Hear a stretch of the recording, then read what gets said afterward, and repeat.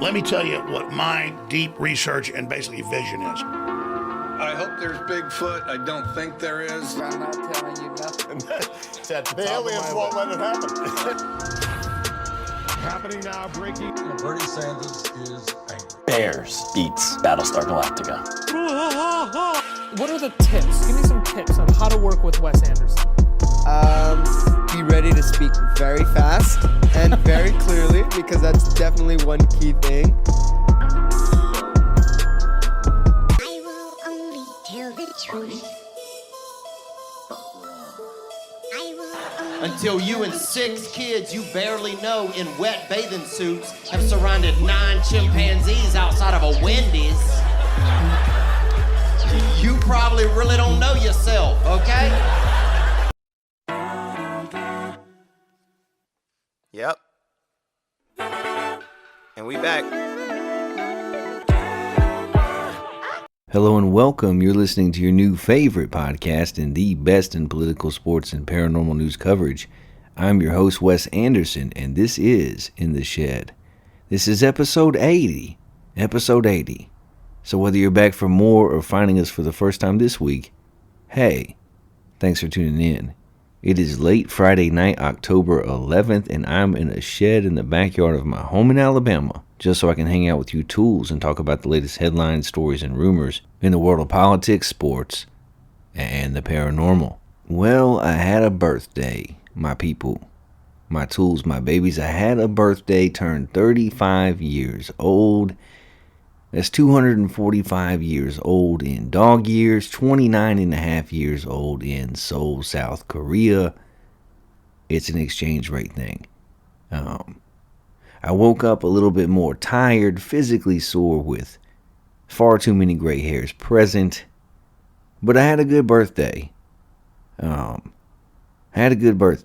think 35 is going to be a good year for me. I'm excited about it. Finally feel like I am a little bit prepared for adulthood at 35. Had a good day, October 8th on Tuesday. Got to spend a lot of good time with my family. Throw some steaks on the grill that night for dinner. And I think at this point in my life, I'm just more thankful. I'm just more grateful. I know that life is difficult and hard and stressful and overwhelming, and for long stretches at a time even monotonous. But hey, life is still good. Life is good. It's good to wake up in the morning. It's good to see that the sun has risen again. It's good to have breath in your lungs and hope in your heart. I'm a very blessed man. I feel like a very blessed man. I'm married to the woman of my dreams. I have 2 beautiful children who I'm raising to be difference makers in this world. I have a job that I love that pays the bills and keeps a roof over my head and food on the plate for my family. Coworkers who are like family. And I'm living with purpose. I'm trying my best to be faithful in all the roles that I have. Not to take any of it for granted. To put more in the world of what I want to see. To be the change that I want to see in the world. To bring light to darkness. To speak truth to power, and to do so with love. And it's an adventure. And it's something I'm very thankful for. Back in 2017, I almost did not get to the point that I'm at today. It was the day before Thanksgiving. And my wife had asked me to run to the store and just get a couple of last minute items that we needed to make some sides on Thanksgiving Day. At the time, we were living close to Jacksonville, Florida, and my truck wasn't running, so I took my wife's Kia Soul, a little hamster mobile, the only new vehicle I'd ever been able to buy her. And she loved that car. And I took it to run to the store, and on the way there, a retired U.S. Army veteran in an F-250 ran a red light and T-boned me at about 35 or 40 miles an hour. And it's one of those accidents, if you've ever been in one like this, where you see it coming, but it happens within a fraction of a second and there's no way to do anything about it. And I almost feel like my eyes and his eyes met, and then the next thing I know, I hear this knocking.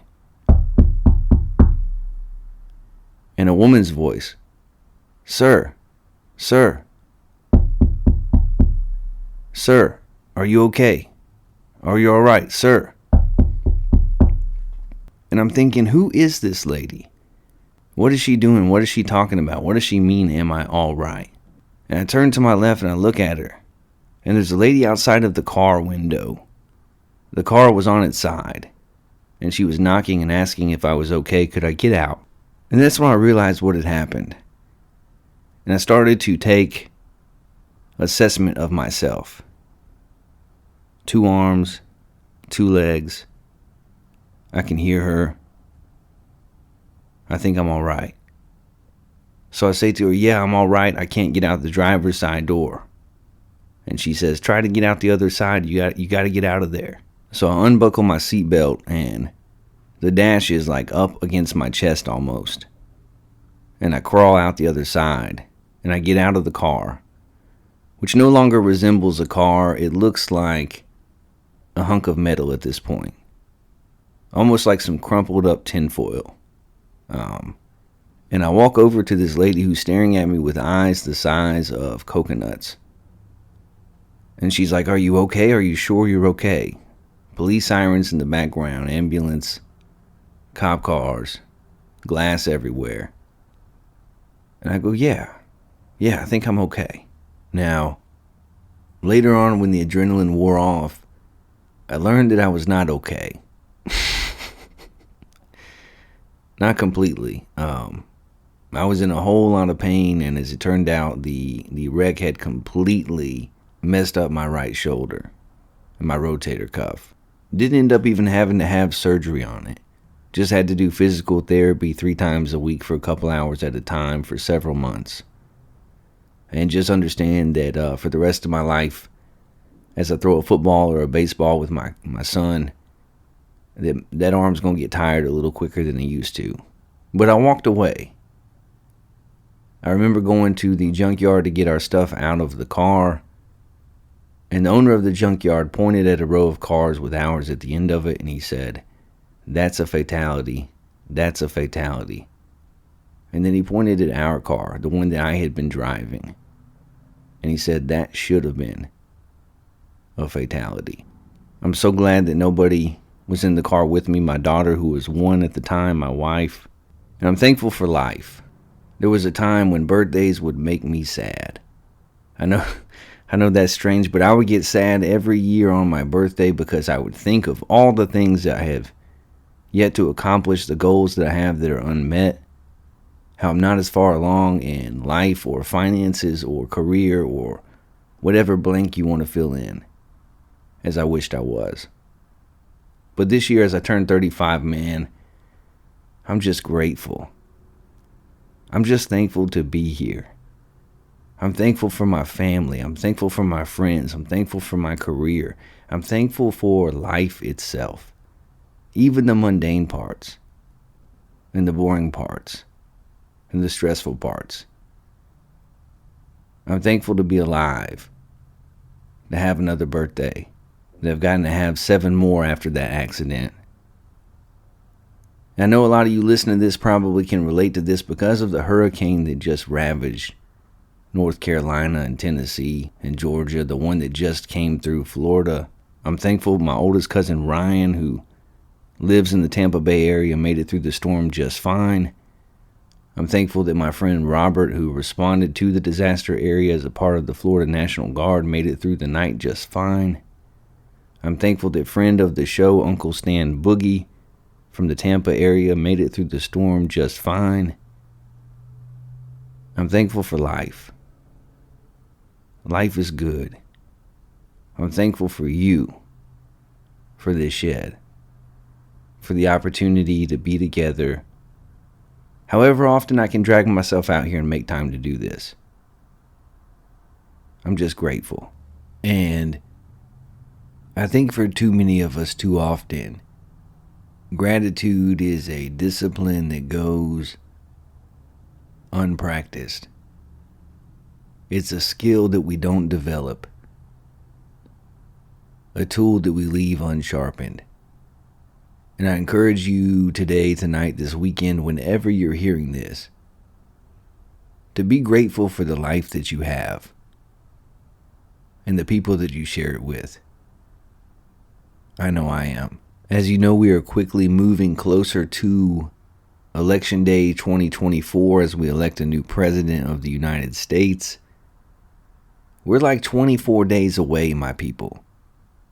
It'll be here before you know it. Before 2 shakes of the lamb's tail. Whatever that means. And once a week, I'm taking a look at all of the latest polls, the aggregates of those polls, the averages, the betting odds, the rumors, the temperature of our nation, the prognostications, and I'm doing my best to call balls and strikes, to tell you where I see the presidential race at the time.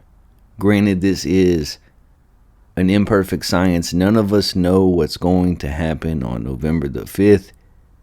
Anybody who tells you different is either very overconfident or they're lying. Polls only tell you so much, and often the internal polls that presidential candidates have turn out to be much more accurate than the ones that we have access to as the American public. And at the end of the day, the polls only mean so much anyway. It's about who shows up to vote on voting day. But as of yesterday, as of Thursday, with 25 days to go until the election, this is how I see it right now. I'm handicapping it as Trump with 287 electoral votes and Kamala Harris at 251. That's where I see things right now. That's my best guess. That's a 10-point swing in Trump's favor from last week. These things change from day to day as new polls come out. And by all measures, apparently this is going to be one of the closest elections in ages. And I think that that's probably true unless either Trump or Harris end up pulling out victories in Wisconsin, Michigan, and Pennsylvania. If either candidate manages to swing a victory in each of those states, then that disparity will be pretty big.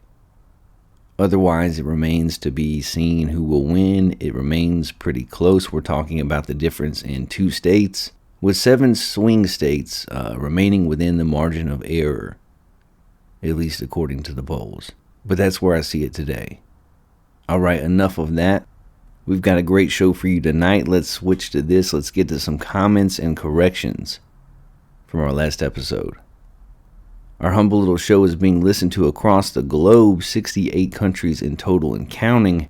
We are, of course, being listened to all over this great country of ours, all 50 states, but we still continue to grow in popularity worldwide, somehow surpassing 14,000 downloads all time since we've last been on air.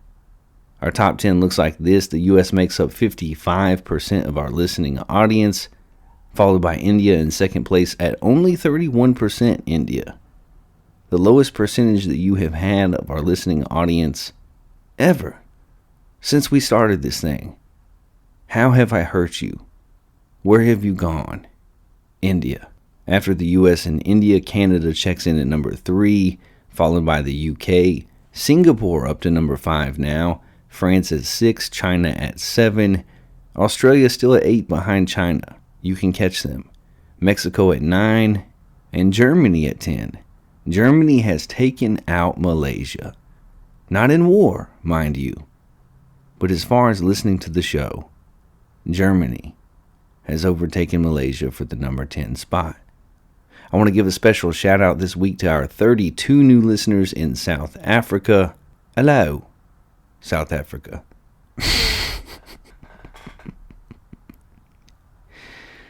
That was putrid. We're currently averaging more listeners per episode than ever before. Still true thanks to you.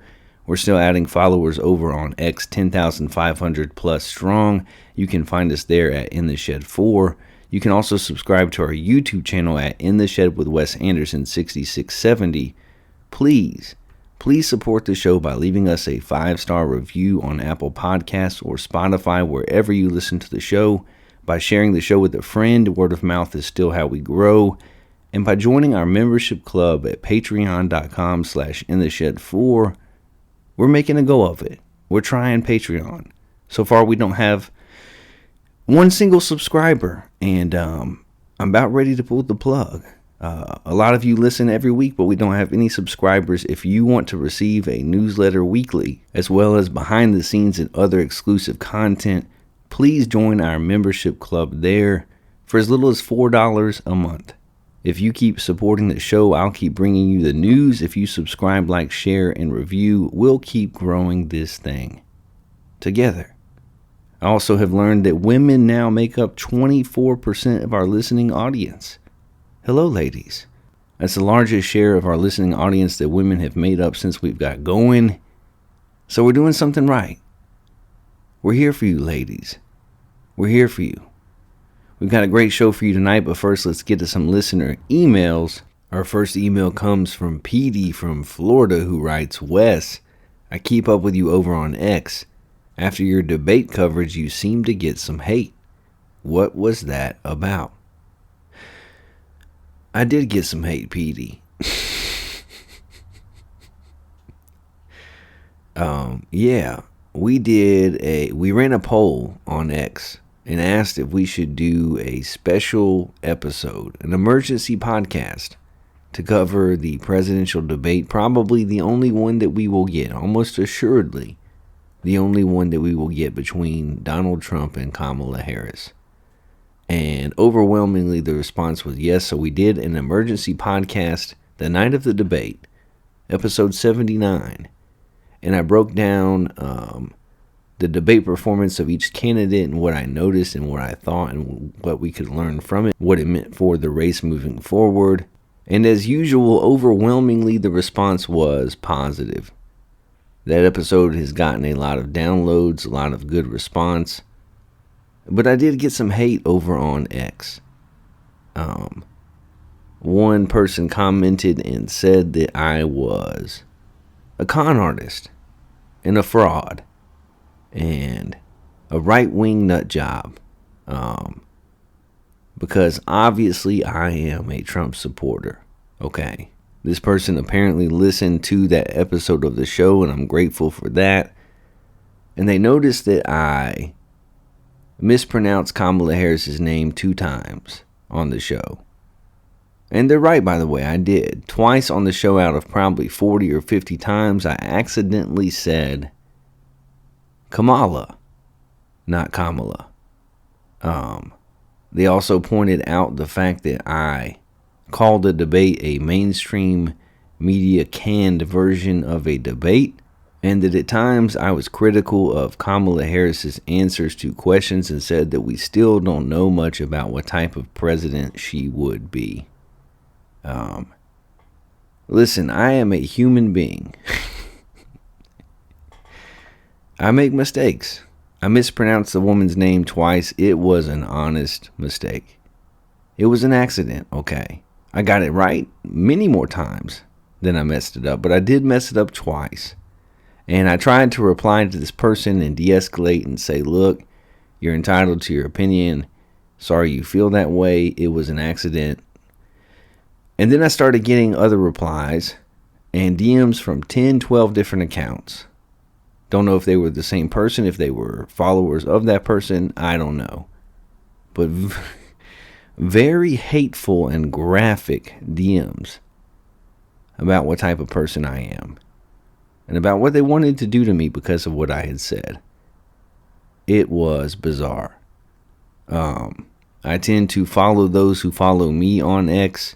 I don't care what their political persuasion is or if I agree or disagree. I have friends on every side. I have friends on both sides of the political aisle. We have folks who listen to this show every episode who are very ardent Trump supporters. We have folks who listen to every episode who are very far left. And everybody is welcome here.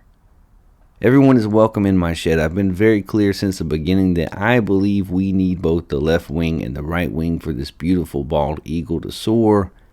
At the end of the day, we are all people made in the image of God with inherent value, and that we're not enemies just because we disagree politically. I believe that. I got blocked by most of those accounts before I could end up replying more. It showed me that maybe I need to pay attention to who I'm following. I don't do back and forth on X.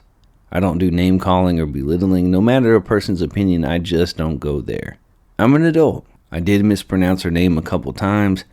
I did say that it was a canned version of a debate because, hey, I think that it was. A lot of really good and important questions were left unasked. There's a 2-minute window to give answers on very complex issues. There are commercial breaks with advertisers and a news organization hosting the event itself that has a certain political bent.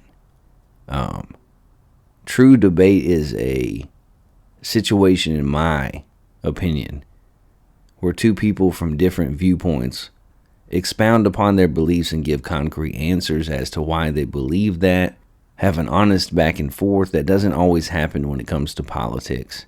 When moderators get involved and make themselves a part of the process, it takes away from us actually seeing who these people are.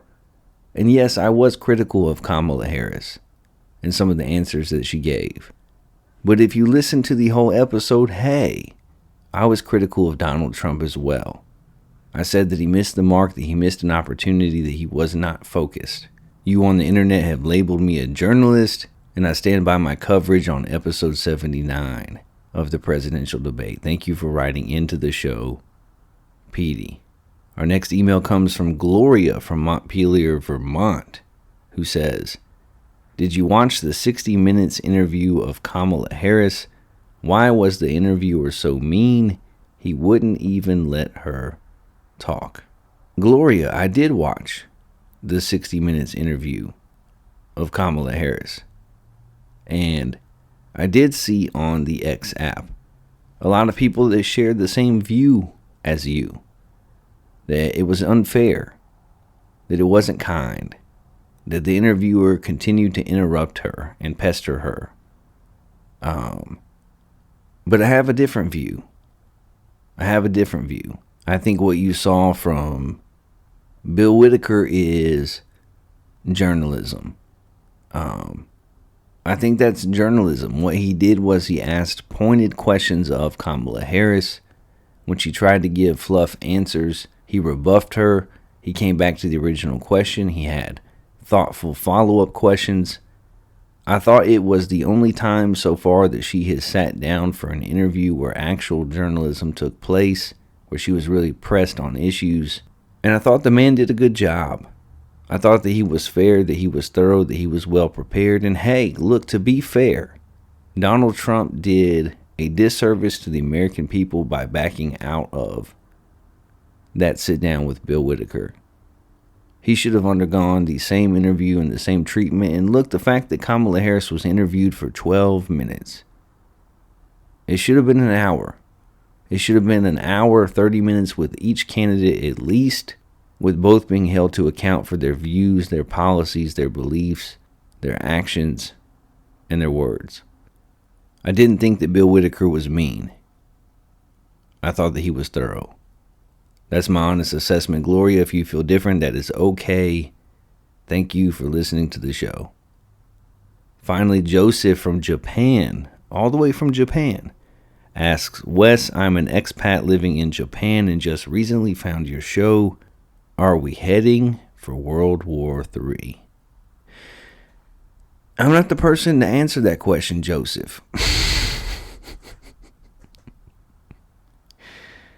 I'm sitting in a backyard shed with a laptop and a microphone in the middle of the night. I know the internet has labeled me a journalist, but hey, I'm probably not the person to ask. Unfortunately, I definitely think that we are closer than we have been in ages. What's happening in Israel with them having to fight Iran in a proxy war on 7 different fronts is alarming. Russia invading Ukraine, the tensions between China and Taiwan, the relationships that have formed between Afghanistan under the Taliban with China and Russia, with the Chinese taking up abandoned military bases and airfields in Afghanistan and parts of Africa that we have left, with the UN seeming weak and feckless. I understand how you could look at the geopolitical state and wonder and fear. I hope that when it comes to World War III, that major powers, no matter how they feel and what they think, would be deterred by the toll that would take on humanity. But I'm also not naive. I hope that we never live to see World War III. But it does feel that we are at least closer than we've been before. I don't know. I'm not saying. I'm just saying. Thank you for writing into the show, Joseph from Japan. I appreciate you. That's all the listener emails this week. If you have any thoughts that you'd like to share, you can email the show at intheshedwithwes@gmail.com. Again, that's intheshedwithwes@gmail.com. I might even read it on air. All right, let's switch to this. Let's get to the news in the world of politics, and let's hit the headlines. Magazine led by longtime Dems supporter puts Harris on cover for pre-election boost, writes Fox News. DHS Chief Mayorkas spends under 6 hours in Helene Hit, North Carolina before bolting to grab sushi at DC Nobu. Complete failure, reports the New York Post. Pennsylvania poll giving Trump lead has pollsters up in arms, says Newsweek. From the AP, Tesla CEO Elon Musk unveils the company's long-awaited robotaxi. And finally, Biden's push for childcare failed. What lessons are there for Kamala Harris? And that is asked by Vox. Our first story in the world of politics this week, Brian Stelter returns to CNN as chief media analyst. CNN's reliable sources is back. Kind of. Brian Stelter, a media reporter and pundit who left CNN 2 years ago amid differences with the network's previous leadership, is returning to the company as its chief media analyst and writer of its Reliable Sources newsletter. The network's Sunday morning roundtable of media criticism that he had hosted, also called Reliable Sources, will not return. In his new role, Mr. Stelter will serve as an on-air analyst in addition to writing his newsletter and reporting for the network. Mr. Stelter, 39, announced his return to CNN on Tuesday in a newsletter he founded, saying he was back at the network in a somewhat different capacity. I love my old life as the anchor of a Sunday morning news show, but to borrow some lingo from my video game blogger days, I finished that level of the game, Mr. Stelter said.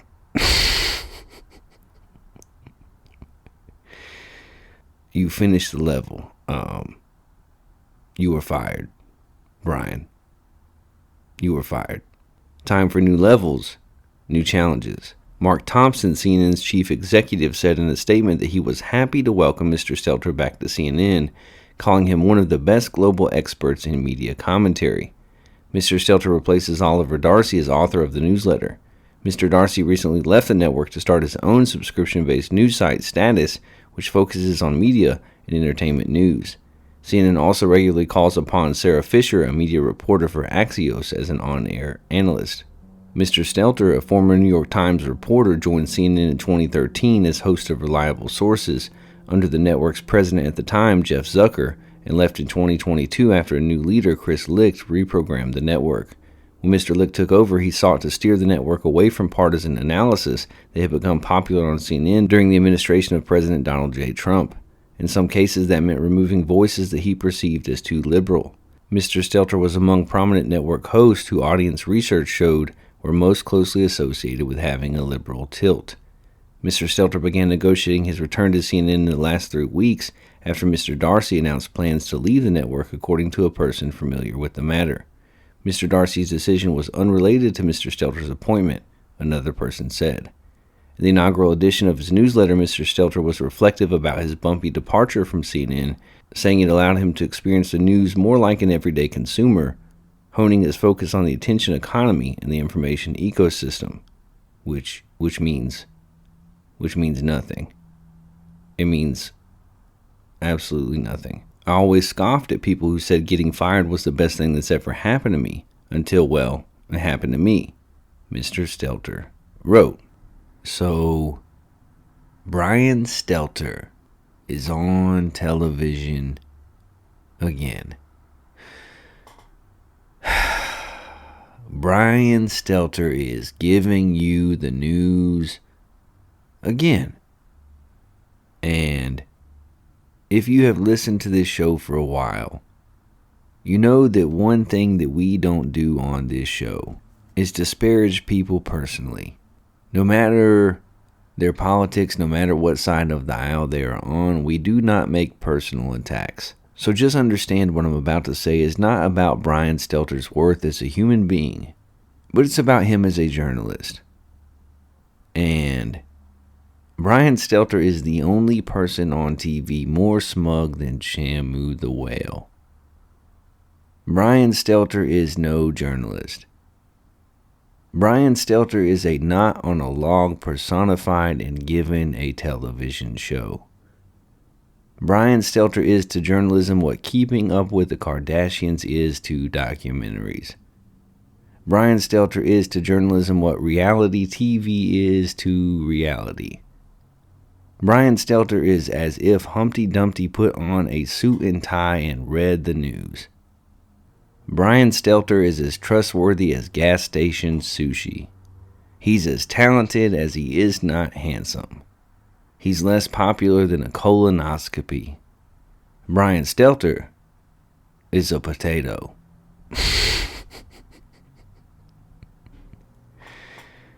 And these are not opinions, okay? These are metaphors and similes about Brian Gerard Stelter. The fact that this man is back on television is an indictment on cable news. It shows you where CNN is. It tells you a lot about mainstream media and why you ought to get your news from other sources than CNN, Fox News, or MSNBC. You need to be plugged into independent news shows, to podcasts, to newspapers, to local news sources. You need a diverse diet when it comes to where you get the news. Because if you get it from Brian Stelter, hey, you're not getting reality. You're not getting honesty. You're getting your news from someone who is disingenuous. Someone who constantly thinks that they are the smartest person in the room. Someone who is so self-assured that they have it all figured out. And that's never a good thing. I'm not making a personal attack. I'm telling you that this man does not belong in front of the American people. And that he can't be trusted. I don't trust him as far as I can throw him. And hey, I can't lift him over my head. Okay. Brian Stelter is back at CNN. Just when you thought you got rid of him, he is back. Back again. Our next story in the world of politics this week. Something's poisoning America's land. Farmers fear forever chemicals. For decades, farmers across America have been encouraged by the federal government to spread municipal sewage on millions of acres of farmland as fertilizer. It was rich in nutrients and it helped keep the sludge out of landfills. But a growing body of research shows that this black sludge made from the sewage that flows from homes and factories can contain heavy concentrations of chemicals thought to increase the risk of certain types of cancer and to cause birth defects and developmental delays in children. Known as forever chemicals because of their longevity, these toxic contaminants are now being detected, sometimes at high levels, on farmland across the country, including in Texas, Maine, Michigan, New York, and Tennessee. In some cases, the chemicals are suspected of sickening or killing livestock and are turning up in produce. Farmers are beginning to fear for their own health. The national scale of farmland contamination by these chemicals, which are used in everything from microwave popcorn bags and firefighting gear to nonstick pans and stain-resistant carpets, is only now starting to become apparent. There are now lawsuits against providers of the fertilizer, as well as against the Environmental Protection Agency, alleging that the agency failed to regulate the chemicals, known as PFAS. In Michigan, among the first states to investigate the chemicals in sludge fertilizer, officials shut down one farm where tests found particularly high concentrations in the soil and in cattle that grazed on the land. This year, the state prohibited the property from ever again being used for agriculture. Michigan hasn't conducted widespread testing at other farms, partly out of concern for the economic effects on its agriculture industry. In 2022, Maine banned the use of sewage sludge on agricultural fields. It was the first state to do so and is the only state to systematically test farms for the chemicals. Investigators have found contamination on at least 68 of the more than 100 farms checked so far, with some 1,000 sites still to be tested. Investigating PFAS is like opening Pandora's box, said Nancy McBrady, Deputy Commissioner of Maine's Department of Agriculture.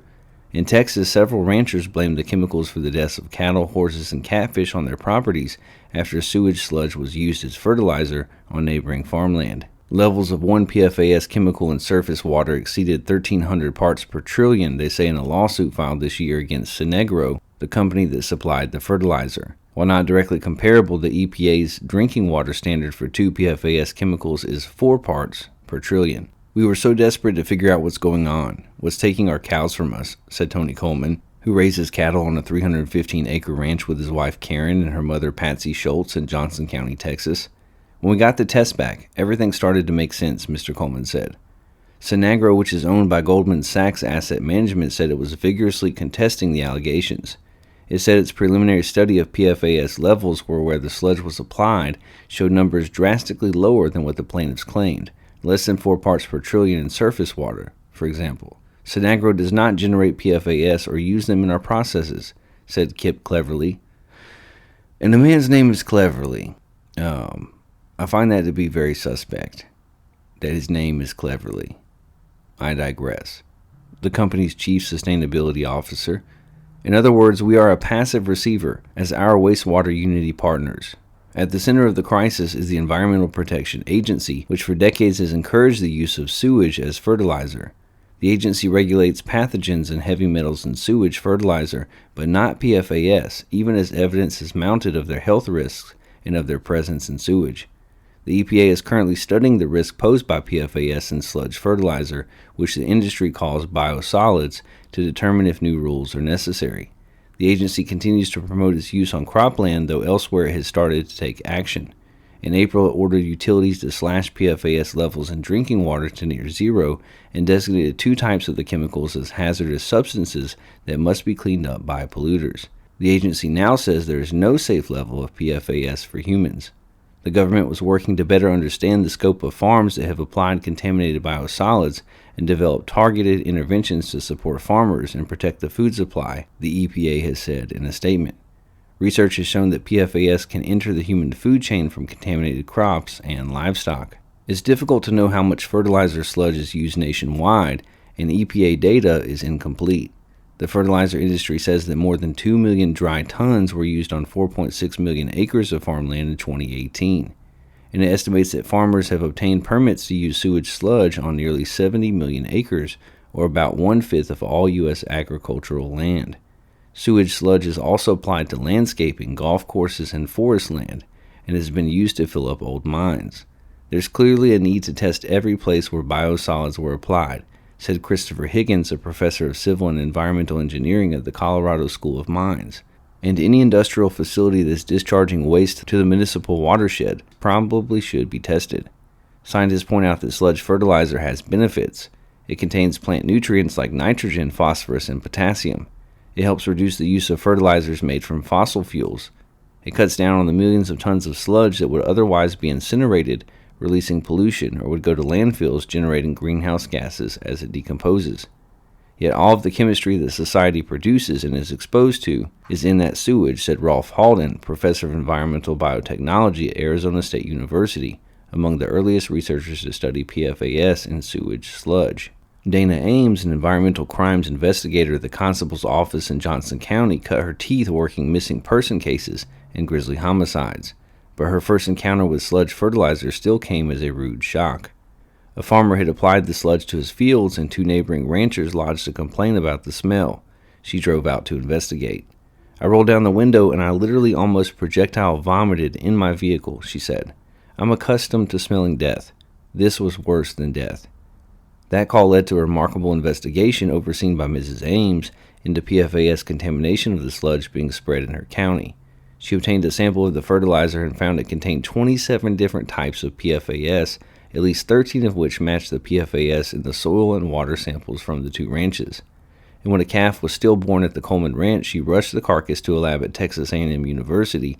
Testing revealed its liver to be full of PFAS, 610,000 parts per trillion. In February, Ms. Ames and other local officials called an emergency meeting about their findings. This isn't just isolated to this county, or even multiple counties. This is going on all over, said a county commissioner, Larry Woolley. And the amount of beef and milk that's gone into the food chain, who knows what their PFAS levels are. This year, the Colemans and their neighbors James Farmer and Robin Alessi sued the biosolids producer Sinagro and also the EPA, saying the agency had failed to regulate the chemicals in fertilizer. They've stopped sending their cattle to market, saying they don't want to endanger public health. Their days are now filled with long hours of caring for a herd they don't expect to ever ship. To cover the cost, they work extra jobs and have dipped into their savings. They fear they have lost their livelihoods forever. A lot of people are still scared to talk about it, Mr. Coleman said. But for us, it's all about being honest. I don't want to hurt anybody else, even though we feel people have hurt us. When the EPA started promoting sludge as nutrient-rich fertilizer decades ago, it seemed like a good idea. The 1972 Clean Water Act had required industrial plants to start sending their wastewater to treatment plants instead of releasing it into rivers and streams, which was a win for the environment, but also produced vast new quantities of sludge that had to go somewhere. It also meant contaminants like PFAS could end up in the sewage and ultimately in fertilizer.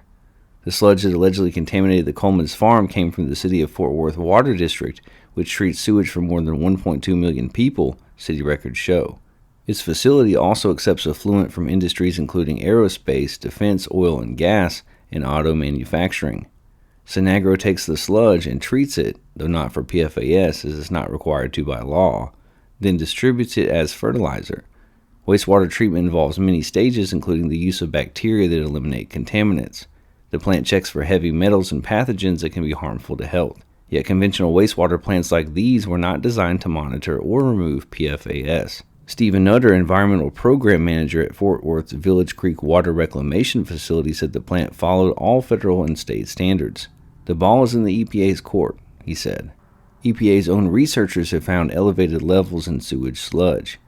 And in the agency's most recent survey of biosolids, PFAS were almost universal. A 2018 report by the EPA inspector accused the agency of failing to properly regulate biosolids, saying it had reduced staff and resources biosolids program over time. Sinagro acknowledges in its latest sustainability report that PFAS are a problem. One of our industry's challenges, it says, is the potential of unwanted substances in biosolids, like PFAS. Yet banning sludge fertilizer isn't the way forward, biosolids industry groups say.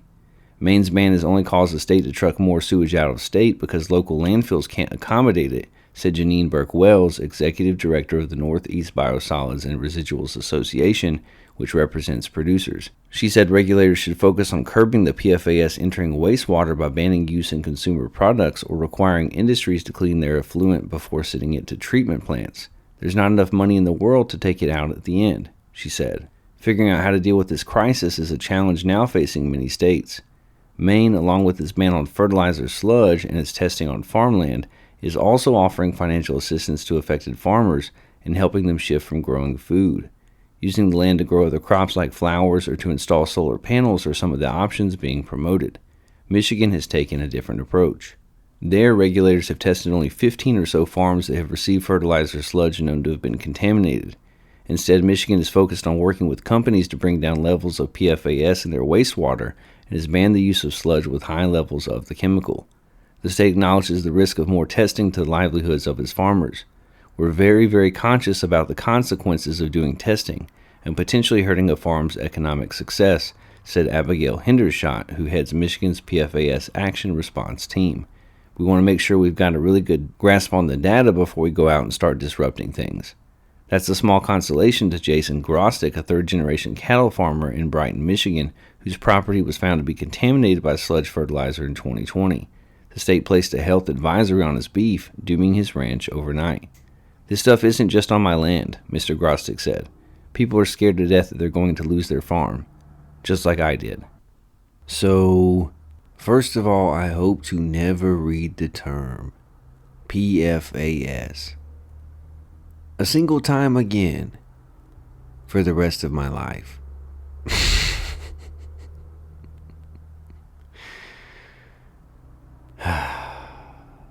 This might be the single most terrifying article that we have ever read in the 3-year history of the show. A bare minimum of 1/5 of our farmland in which we are growing our food and our produce and putting it out there in the market for people to eat is poisoned. A bare minimum. In actuality, the number is probably far greater if you take the example of Maine, who has tested 100 pieces of farmland and found that 68 of them contain these forever chemicals at a level in their soil and in their water that makes it unsafe for them ever to be used as farmland again. And they're the only ones doing extensive testing. Michigan tested 15 different farms, and then they made a business decision. Hey, it would be better not to know and to continue poisoning the American people. Because if we investigate further, we will have to shut down so much farmland that it will do unbearable economic damage. What about the damage that's being done to our health and to our children and our grandchildren and the generations that are coming up even under them? What about that, Gretchen Whitmer? What about that, EPA? The Environmental Protection Agency and the American government for years, for decades, promoted the practice of using sludge as fertilizer on farmland, and as it turns out, that might not have been the best idea. And we wonder why we are such a sick nation, why we are chronically ill, why we have such high levels of so many different kinds of cancer. It's because our farmland is poisoned. Because the produce and the meat and the things that we are buying from the grocery store and feeding to our babies comes from poisoned land. And the worst part is, they know about it. They know about it. And their attitude is, the toothpaste is out of the tube. There's too much money involved. Let's not investigate. Shameful, dastardly, shocking, and you need to know about it. Our next story in the world of politics: ICE unable to track nearly 300,000 immigrant children, according to a DHS report. A new Department of Homeland Security report argues the U.S. Immigration and Customs Enforcement Agency cannot account for unaccompanied immigrant children at the border. On August 19th, the DHS published a 14-page report revealing more than 32,000 unaccompanied children did not attend their immigration hearings between the fiscal years of 2019 and 2023. What's more, nearly 300,000 of these kids that came across the southern border alone never even got a court date whatsoever. Essentially, Border Patrol doesn't have anything to do with these young children. Instead, ICE retains the responsibility to walk through the immigration process with these kids. ICE did respond to the Office of Inspector General report, saying that the notices to appear were not given out to children until they were placed with sponsors, and at that point they were in the custody of the Office of Refugee Resettlement. ICE also states it is committed to the protection and well-being of children and works closely with HHS and other federal partners to fulfill its obligation under the law. The Homeland Security Committee of the GOP House Republicans are planning a hearing following this DHS report. We can also confirm that Senator Bill Cassidy, a high-ranking member of the Senate Committee on Health, Education, Labor, and Pensions, sent a letter to Chairman Senator Bernie Sanders requesting that a committee hold a hearing. Cassidy is citing the DOJ lawsuit filed against the primary contractor who houses unaccompanied children in shelters, Southwest Key Programs. The Department of Justice alleges these children endured severe and pervasive sexual harassment by employees, and that Southwest Key failed to take sufficient action to prevent, detect, and respond to abuse and harassment to protect the children in its care. According to HHS data, the Biden administration has actually released more unaccompanied children who have crossed the southern border into the U.S. compared to the last two previous administrations.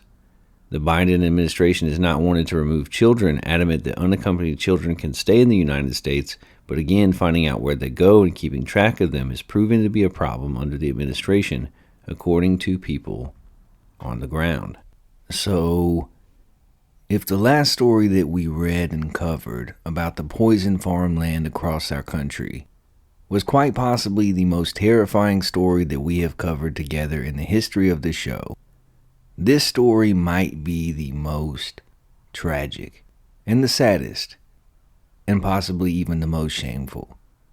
322,000 children have crossed our border, a huge number of which were unaccompanied minors, and we don't even know where they are. We don't know what's happened to them. We don't know if they're safe. We just lost track of them. Hey, don't know where they are. Don't know what happened. It's not my fault. I wasn't supposed to keep up with them. It's absurd.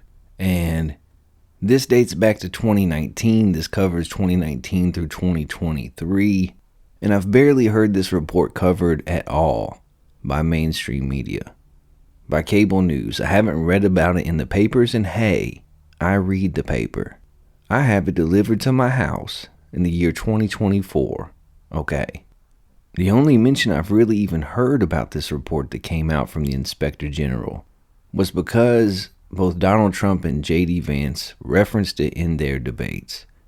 And they put the blame at the foot of Kamala Harris, and so it was labeled as misinformation. One of my least favorite terms in the history of words. And it was labeled that because, hey, she personally was not responsible for all these children. She was just the vice president of the administration who was responsible for all these children. The administration that helped create the circumstances that made losing them possible. I understand the desire that the Biden-Harris administration has expressed about not wanting to separate children from their guardians. I get that, I understand, and I agree largely. However, to not have adequate systems in place so that when unaccompanied minors cross our border, that we even know what happens to them, and that they're taken care of, and that they're safe, and that they're even with an adult that they know, it's inexcusable. It's shameful. Whether you're right or left or Republican or Democrat or Libertarian or something else entirely. We talk all the time on the show about how outrage culture is running amok and you don't have to get up in arms about everything, but hey, this should bother you. My fellow Americans, this should bother you. 32,000 children that just disappeared off the face of the earth, never to be seen again. 300,000 plus that we've now lost track of. Some of whom may be fine. Many of whom have probably experienced some horrible, terrible circumstances. And it's avoidable. It's avoidable. If you have policies in place, if you have laws, if you have agencies that are doing their jobs, it's avoidable. It's a true American tragedy. It should not be. We should be hearing about it. It should be one of the largest scandals when it comes to our government, our elected officials, our three-letter agencies, and our broken immigration system. And unfortunately, you're only hearing about it from a man in Alabama in his backyard in a shed in the middle of the night. But we're going to keep it a buck with you. And look, both sides of the aisle are to blame. Both parties are to blame. The Biden-Harris administration is certainly to blame. Alejandro Mayorkas, ICE, Homeland Security are to blame. There's a lot of blame to go around, even though none of them are taking responsibility or facing any type of accountability. We're going to hold them to account. This is the kind of report and the kind of news and the type of headline that should never be in existence in the United States of America in 2024. It shouldn't happen. It's inexcusable. It's immoral. And it's a problem. It should be in the news. Our final story in the world of politics this week: fantasy football feud leads to fake bomb threat, international investigation, and federal charges, prosecutors say. That's right. We're going from poison farmland to America losing other countries' children to fantasy football. Because that's what we do on this show and in this shed. I digress. Witty banter and trash talk are commonplace in fantasy football leagues, but one Philadelphia man's online beef has resulted in an international investigation in federal charges after he falsely accused a fellow player of intending to carry out violent attacks, according to prosecutors. Matthew Gabriel, 25, of Philadelphia, has pleaded guilty to 2 counts of interstate and foreign communication of threats after prosecutors say he made false tips to police in the United States and overseas, claiming his rival was planning a bombing and mass shooting, the U.S. Justice Department announced Wednesday. Gabriel made the false threat after an online disagreement with a member of his fantasy football chat group, the U.S. Attorney's Office for the Eastern District of Pennsylvania said in a release. After learning the member would be studying abroad in Norway in August 2023, Gabriel submitted an anonymous tip to the Norwegian Police Security Service, which investigates threats to the country's national security, claiming the man was planning to carry out a mass shooting in Norway, according to the release. Gabriel wrote that the fellow fantasy football player was headed around Oslo and has a shooting plan with multiple people on his side involved. They plan to take as many as they can at a concert and then head to a department store, according to prosecutors. Law enforcement officers in Norway and the U.S. dedicated 5 days and hundreds of hours to investigating the threat, prosecutors say. Gabriel eventually admitted in an interview with the FBI that he submitted the false tip, according to the U.S. Attorney's Office. Gabriel's poor decision was an anomaly, his attorney Lonnie Fish. And why do you have an attorney named Lonnie Fish? This man doesn't have Mark Garagos defending him. He doesn't have Johnny Cochran. He has Lonnie Fish. His fate is in the hands of Mr. Fish, told CNN Thursday in a statement. Gabriel apologizes to the subject of the threat, Norwegian authorities who spent nearly 900 hours of manpower investigating the case, and to anyone else who was hurt by his actions. While investigating Gabriel for the international hoax in Norway, prosecutors said they learned Gabriel emailed another fictitious threat earlier this year, this time to the University of Iowa. In March, Gabriel emailed the university indicating the same fantasy football group member was threatening to blow up the school, which Gabriel knew was untrue, prosecutors said. While already being prosecuted for one hoax threat spurred by, of all things, his fantasy football league, Matthew Gabriel inexplicably decided to send another, said Jacqueline Romero, U.S. Attorney for the Eastern District of Pennsylvania. His actions were extremely disruptive and consumed significant law enforcement resources on 2 continents, diverting them from actual incidents and investigations. Gabriel was released Tuesday on a $25,000 bond, court records indicate, and is scheduled to be sentenced in January 2025.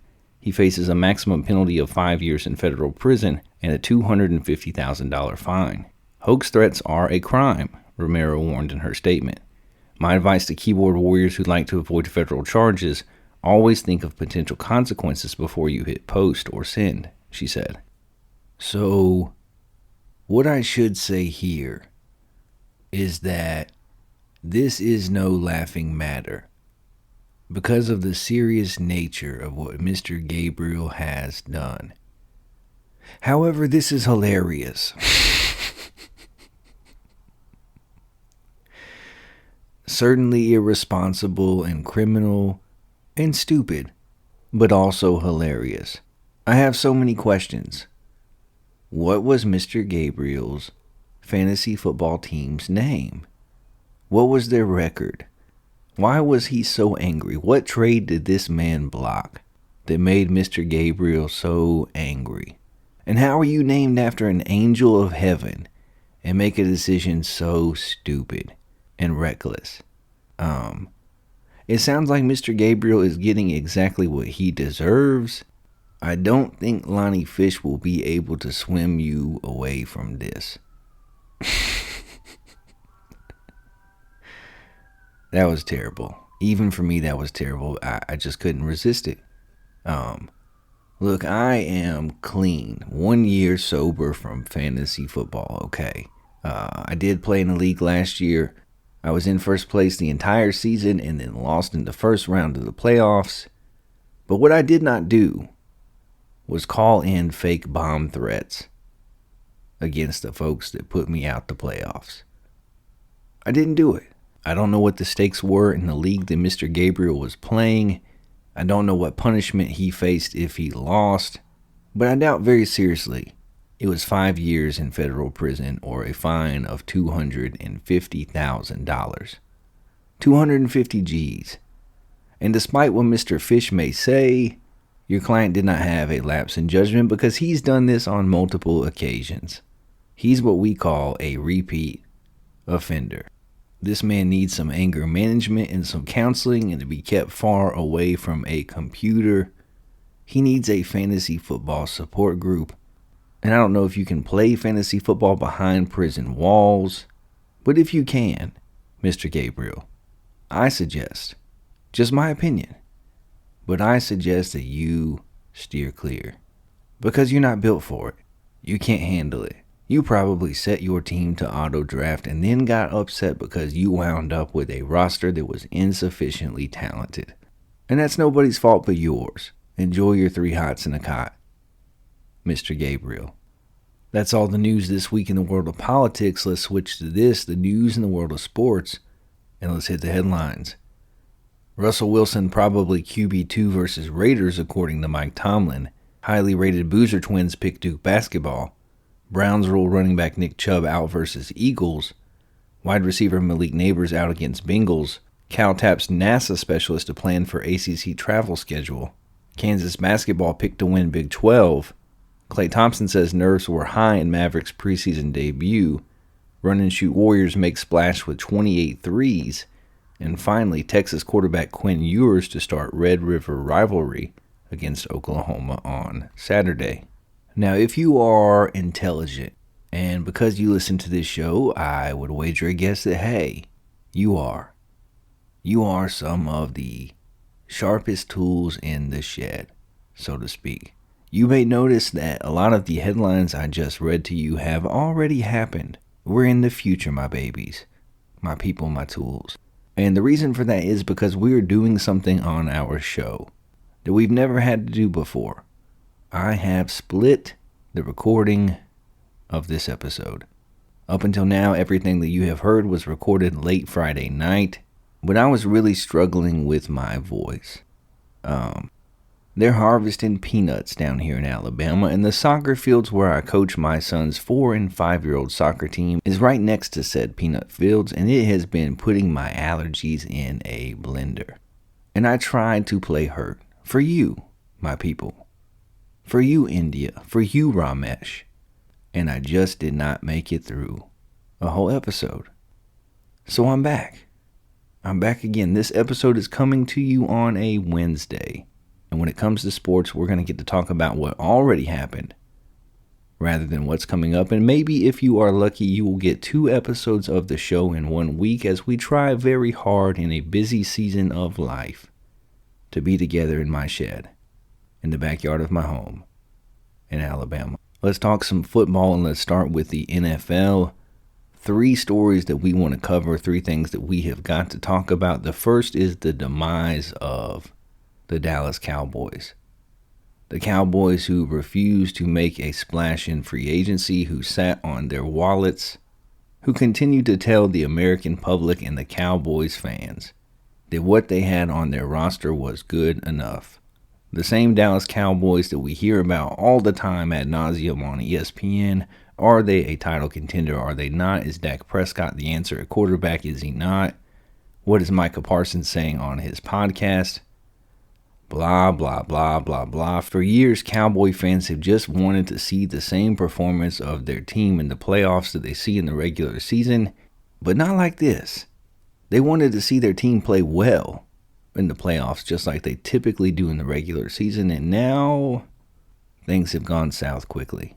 Mike McCarthy is a lame duck coach. Jerry Jones is an 83-year-old owner who moonlights as a general manager. And the Cowboys just don't have the talent on their roster. They don't have the depth. They don't have the offensive weapons to compete. They got absolutely dog-walked at home on Jerry's birthday at Jerry's World by former laughingstock the Detroit Lions. A team that is a legitimate Super Bowl contender, yes, but a team that Dallas certainly should be competitive against at home. And they weren't. They weren't competitive. Dan Campbell and the knee biters took them behind the woodshed. Not this shed, but behind the woodshed from start to finish. They were running trick plays. They were lining up offensive linemen at wide receiver just to poke fun at the Cowboys. just to mock them, just to expose the fact that the king has on no clothes. And who's to blame? Is it Jerry Jones? Is it Dak Prescott? Is it Mike McCarthy? Is it all of the above or none of the above? The Cowboys were terrible. They look like the third best team, at least in their own division, if not the worst. They've fallen behind teams that they're supposed to be ahead of, and they don't seem to have any answers on their roster. They don't seem like they're willing to make trades. They need help at wide receiver, and we just saw 2 wide receivers get traded today. Amari Cooper going from the Browns to the Bills, Devontae Adams from the Raiders to rejoin his buddy Aaron Rodgers in New York, and the Cowboys signed Seth Williams to the practice squad. Not going to help. Not going to help. Today, Jerry Jones goes on his weekly radio spot and he lambastes the hosts. Threatens to get them fired for asking questions about his roster management. It's a joke. The Dallas Cowboys are a joke. I'm sorry to my listening audience who is a fan of the Cowboys. In fact, I'm sorry for you. I don't root for that team, but you deserve better. We also have to talk about the Cincinnati Bengals, who managed a 17-7 win over the New York Giants and didn't look great doing it. They're off to a 2-4 start now. They got a win and improved to 2-4 on the year. Of course, if you listen to the show, you know that I predicted the Bengals to win the Super Bowl. Doesn't look like it's going to happen right now. The Bengals have one of the top offenses in the league, but their start has been brutal. The week previous, they dropped an overtime game to a very good Ravens squad, 41-38. And look, Joe Burrow is no doubt working his way back. And he hasn't looked exactly like Joe Burrow, but he's also not the problem. Up until playing a hapless New York team, their defense is just not cutting it. Head coach Zach Taylor's seat is getting warm. And certainly 2-4 is not insurmountable. And they've got some winnable games coming up. But they also have to figure things out quickly. After beating the Giants, the Bengals have the Browns, the Eagles, the Raiders, and the Ravens next. A couple of winnable games and a couple of games where we'll see where they are. A couple games against superior rosters where we will find out if the Bengals still have some gas in the tank. Typically, when Joe Burrow is on the roster, when you have receivers like that, it covers up a lot of flaws. Joe Burrow has shown that he is a winner, that he is a difference maker, that he can elevate the talent around him. But will it be enough? In a tough division, will it be enough? After a 2-4 start, will it be enough? Or did I make one of the worst Super Bowl picks of all time? We also have to talk about 2 rookie quarterbacks. The number 1 overall pick in the draft, Chicago Bears quarterback and USC alum Caleb Williams, who led the Bears to a victory over a terrible Jacksonville team in London. And he threw for 4 touchdowns for the second week in a row. And look, I've been up front with you that I do not necessarily believe that Caleb Williams is everything that they said he was coming into the draft. I've been transparent, even if I turn out to be wrong, that I would have not picked him first if I had the pick. But he's gotten progressively better over the course of the season so far. He looks like a very talented and very capable NFL quarterback. He's gotten the Bears off to a 4-2 start in a division that might be the toughest in all of football. The fact that they have the 4 quarterbacks in that division that they do is astounding. Caleb Williams looks like the real deal. Granted, the talent that he's faced so far is not what he's about to. We're about to find out over the next 5 or 6 weeks if he really is this good. Or if he's just played against some teams that are that bad. But he looks a lot better early than I thought he would. Even better than Caleb Williams is Jayden Daniels. Jayden Daniels for the Washington football team, he looks like the rookie of the year. And even more than that, he looks like a top 10 quarterback in this league right now. Shout out to Timothy Doty, who said so on my show. Heck of a call. The Washington football team behind the arms and legs of Jayden Daniels started out 4-1 on the season, beating the Browns 34-14 last week. And after curb stomping the Browns, they went back and forth with the Ravens. One of the best teams in the league. They went back and forth with them, a roster that is far superior to theirs. They kept it close the whole time and lost a close one. And Jayden Daniels went bar for bar with Lamar Jackson. He went pass for pass. He went drive for drive, score for score. He had a chance to win the football game. And I knew that Jayden Daniels was a good quarterback. I would have taken him over Caleb Williams. I said so on this show. I was a fan of his in college and thought that his game would translate to the National Football League, but I didn't think it would happen this seamlessly or this easily. He looks unflappable. He's going through his progressions. He's hitting receivers who are open and those who are covered, putting the ball into small windows. He's using his legs a lot more in the NFL on non-called running plays than he did in college, and he's doing so effectively. He's picking his spots. They're 4-2. Nobody had them 4-2. So far, they look like the best team in their division. Will that hold up? I don't know. That remains to be seen. But I'm impressed with those two rookie quarterbacks, and especially so with Jaden Daniels. From the NFL, let's switch to some college football, and let's take you around the SEC. Vanderbilt defeated Kentucky 20-13. Alabama squeaked by South Carolina 27-25. Missouri took it to Massachusetts 45-3. Texas curb stomped Oklahoma 34-3 in a supposed rivalry game. Georgia beat Mississippi State 41-31 in a surprising score there. Tennessee beat Florida in overtime 23-17. LSU defeated Ole Miss at home 29-26, also in overtime. And I think we're at a point in the SEC season where we have learned a few things.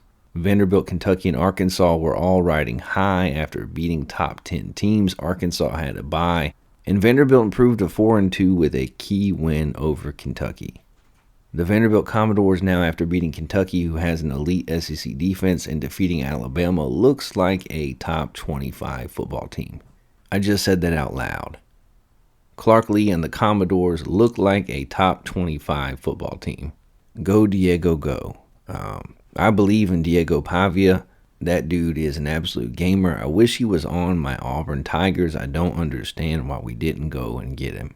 It looks like Georgia, Texas, and Texas A&M are in pole position when it comes to opportunity to capitalize and make the SEC championship game and the playoffs. Georgia is a team that is very talented and very frustrating because they play up or down to the talent that they're facing. They still don't seem to have the playmakers on offense that they need to be elite, but the rest of their roster is. Their defense is very good. They have the best football coach in college football, in my estimation, in Kirby Smart. But they also seem to have a culture problem. And I know that that is taboo to say, and that it's become cliche, but after all of the off-field issues and arrests that they have had, mostly around the issue of driving cars, hey, check to make sure your players have proper license and registration and insurance. It's not that hard. And if they mess up, kick them off the team. But even after all of that off-field stuff, you have an incident on Saturday in the game against Mississippi State where the quarterback runs out of bounds. Mississippi State's quarterback runs out of bounds on the Georgia sidelines. Kirby Smart runs over and pushes the player with two hands. What are you doing, Kirby Smart? There's no excuse for that. There's no reason that you should do that. And Georgia fans have quickly come to his defense. He didn't know that the player was there. He didn't see him. He was racing toward the defensive coordinator, which is actually what Kirby Smart said too when asked in a press conference. He said, I didn't mean it. I didn't see him. I was looking at my defensive coordinator. We had not been set up right on the play. Come on, dog. You were upset that they just got a first down. You were upset that they had put a bunch of points up on your vaunted defense. And he got in between you and the defensive coordinator, and you shoved him. You pushed him, you shoved him, you were wrong. What's going on at Georgia? We're going to find out on Saturday when they play Texas. Is it much ado about nothing? Is there actually some type of cultural issue there? Because Texas looks like the best team in football. It was close early against Oklahoma in the first quarter at least. Quinn Ewers got a chance to kind of get his feet under him, and then it was lights out. It was lights out. And Texas A&M has gotten their footing under them after a bumpy start to the season. They have only one loss on the year, and their schedule sets up very nicely for them. It looks like Georgia, Texas, and A&M are all in the hunt. Then you got teams like Tennessee and Alabama who are on the rebound. They were on the rebound coming into this week after losses. Alabama losing historically to Vanderbilt. Made my heart happy. You can call me a hater. Hey, I am. It made my heart happy. And Tennessee losing to Arkansas on the road in a game that they had no business losing. Both of those teams came into this week and underperformed again. They both came out with wins, but they underperformed again. For Tennessee, Nico Yams, that's what I call him. I don't know how to say his name. I need to learn it. But Nico Yams made some incredible throws, and he also showed you that he still struggles to read defenses. He's a very young quarterback. He's exceptionally talented. He was in the race for the Heisman up until last week, but he still struggles to read defenses. And their offense goes through cold spells that are not going to win you football games against very good teams. Luckily, they played Florida on Saturday, who is not a very good team, and they pulled out a win. Their defense is very good and very deep and one of the best in the country. Their defensive line is especially talented. Their secondary has been good. They're a team that's still in the hunt. They control their own destiny, but they have to play better. The same goes for Alabama, who is exceptionally talented but appears to be undisciplined. They appear to be an undisciplined football team. We don't even have to get into all of the stuff that one of their team captains did at the end of the Vanderbilt game that was inexcusable, or the fact that their coach just kind of wrote it off as being passionate. They seem like an undisciplined football team. They're making errors over and over. They're getting called for stupid penalties in key moments. They're not taking advantage of turnovers. They don't seem to be on the same page. They don't seem to have completely bought in as a team to their coaching staff just yet. That's just my opinion. You think I'm wrong, write into the show and tell me. But they laid an absolute egg at home at Saban Field against South Carolina, who is unranked, who's a very average football team, coming off of a loss to Vanderbilt. And they're lucky to have won that game. South Carolina turned the ball over 4 times and still managed to get an onside punt, by the way, not a kick. They got an onside punt and had a chance. All they had to do was get 20 yards and kick a field goal. And they turned it over again. Alabama was lucky to escape with a win. And Alabama and Tennessee play each other on Saturday in Knoxville. It's going to be an electric atmosphere. We'll see what happens there. Then you have teams like Ole Miss and LSU who are heading in different directions. LSU beat Ole Miss at home in overtime. And if you're Lane Kiffin and Ole Miss, this is a game that you had to have. After losing to Kentucky, this is one that you could not afford to drop with the games that you have coming up, and they blew it. They were leading the whole time. They were the better team, but they let LSU hang around. They couldn't throw that knockout punch, which they've struggled to do in big games under Lane Kiffin. And LSU and Brian Kelly did what LSU and Brian Kelly do. They come into the season, their defense is underwhelming. They don't look like a top 15 team, but they keep finding ways to win. And they're ascending while Ole Miss is descending. Brian Kelly is a very good football coach, and the way that you can tell is that even when he's outmanned, even when he doesn't have a very good defense, even when the other team has a better quarterback, he still finds ways to put his team in positions to win and to pull out games that they really shouldn't. There's one team in the SEC that we don't really know who they are still, and that's the Missouri Tigers. They came into the year ranked in the top 10. Almost also were a victim of Vanderbilt, by the way, barely winning in overtime, and then getting just absolutely torn apart by Texas A&M. They host Auburn on Saturday, coming off of a bye week. We'll find out who they are. Are they a top 15 team? Do they still have the ability to make some noise, or were they imposters all along? And then the teams that we know who they are. Florida and South Carolina, we know that you have talent. We know that you have the ability to score points and to keep games close against better opponents, but we also know that you're very average. Mississippi State and Auburn are terrible. That's the SEC right now. 2 games I was excited to watch this weekend. One was Ohio State at Oregon, and it was an instant classic. It was a fantastic football game. Ohio State and Oregon went back and forth. I'm not sure there was a time that one team scored that the other one didn't come back and score on the very next possession. It's rare to see a game like that. Oregon pulls it out by a point. And when they took the lead, I thought, okay, we're going to find out. We're going to find out about Will Howard in a situation where he has to throw the football against a very good team. And he did what I thought he would do. Now, he threw for 300-plus yards. He looked good for most of the game. He made some big plays. I'm not saying that the loss is solely on his shoulders. He's a good quarterback. And Ohio State fans will hate for me to say this, but are you sure you're better off with him than you would be with Kyle McCord this year? I'm not saying, I'm just saying, when the game was on the line, he couldn't get him in field goal range. And he made a crucial mistake on the last play of the game. Dan Lanning, on the other hand, outsmarted everybody by sending a 12th player onto the field and getting a 5-yard penalty and running some clock there late. The NCAA will have to correct that loophole. Dylan Gabriel finally looked like Dylan Gabriel. Dan Lanning is building something incredible at Oregon. They're deep, they're talented, they're big, they're athletic, they're fast. Now, make no mistake, Ohio State's season is far from over. They'll be in the Big Ten championship game. They'll have an opportunity to be in the playoffs and to make some noise. They're one of 5 or 6 teams who could win it all this year. But I'm just not sure. With that head coach and with that quarterback, you're going to beat elite teams in the playoffs. Ryan Day, it's not his day. Not if it's a big game, it's not.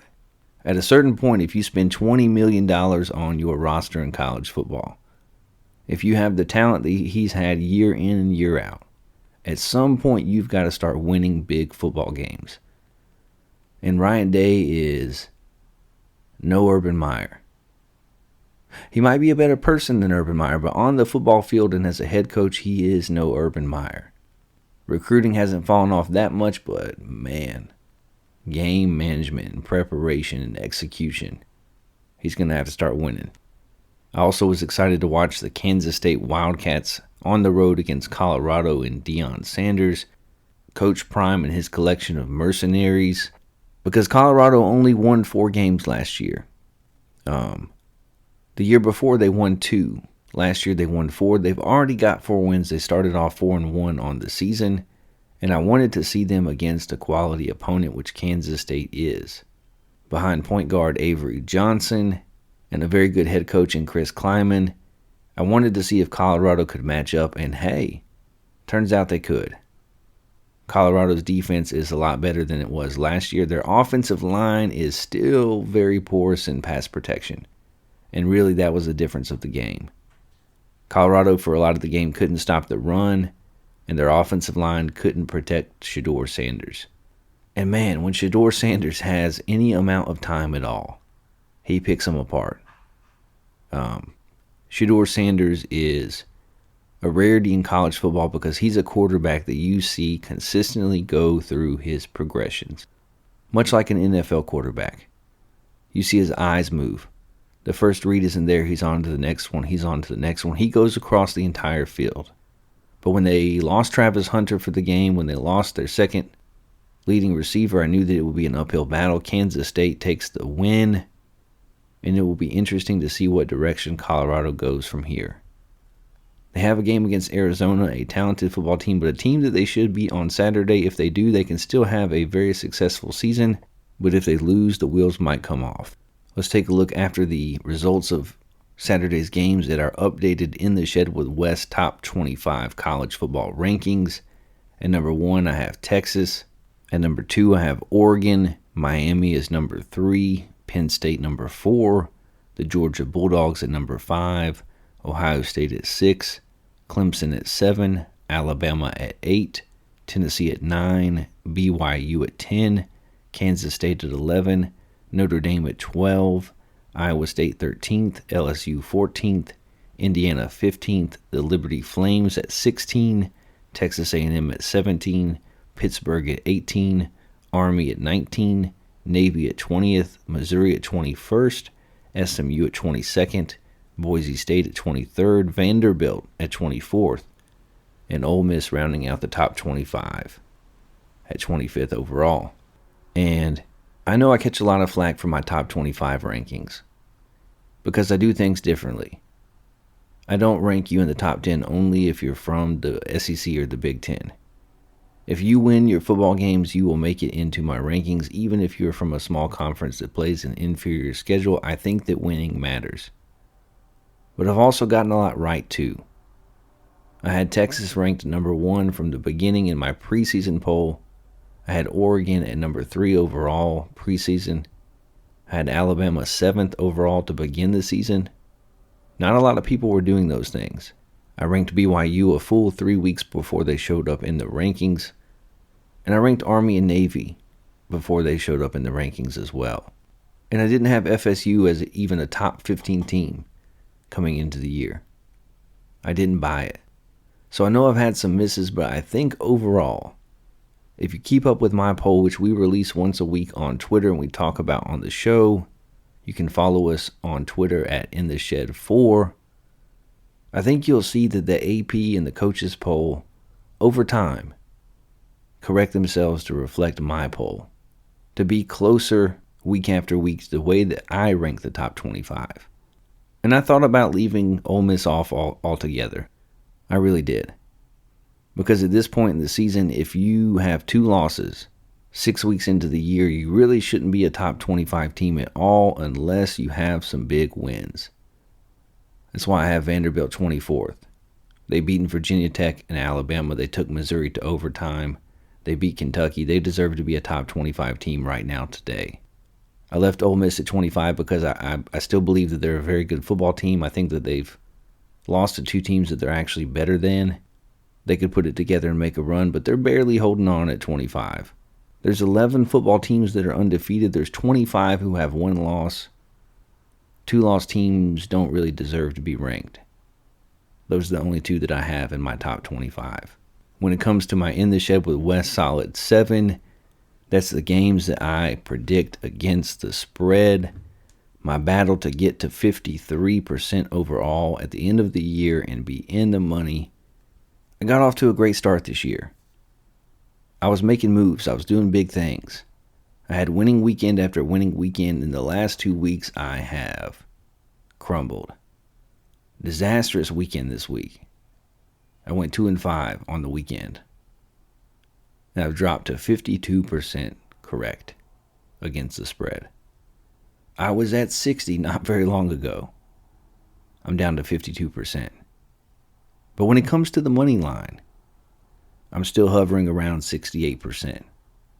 Against the spread, not so good. Against the money line, hey, I'm the best. But it's only up from here. It's not going to get worse. You have my word. What do you think about my top 25 rankings? What games are you looking forward to watching this week? How do you feel about the SEC? Who's going to make the playoffs? You can email the show at intheshedwithwes@gmail.com. You can find us on X at intheshed4. I would love to hear from you. That's all the news in the world of sports this week. Let's switch to this. The news in the world of the paranormal, where our first story takes us to Harvard. Yeah, my babies. We going to Harvard. We in the Ivy League. We doing okay for ourselves. Aliens may already live on Earth, Harvard researchers say. A study by Harvard social science researchers suggests that aliens may have been living on Earth for a while. The research paper, which is yet to be peer-reviewed, and I don't find that fact to be surprising. I really don't find that fact to be surprising. Suggests that life forms from other worlds could be living underground on Earth or within the moon.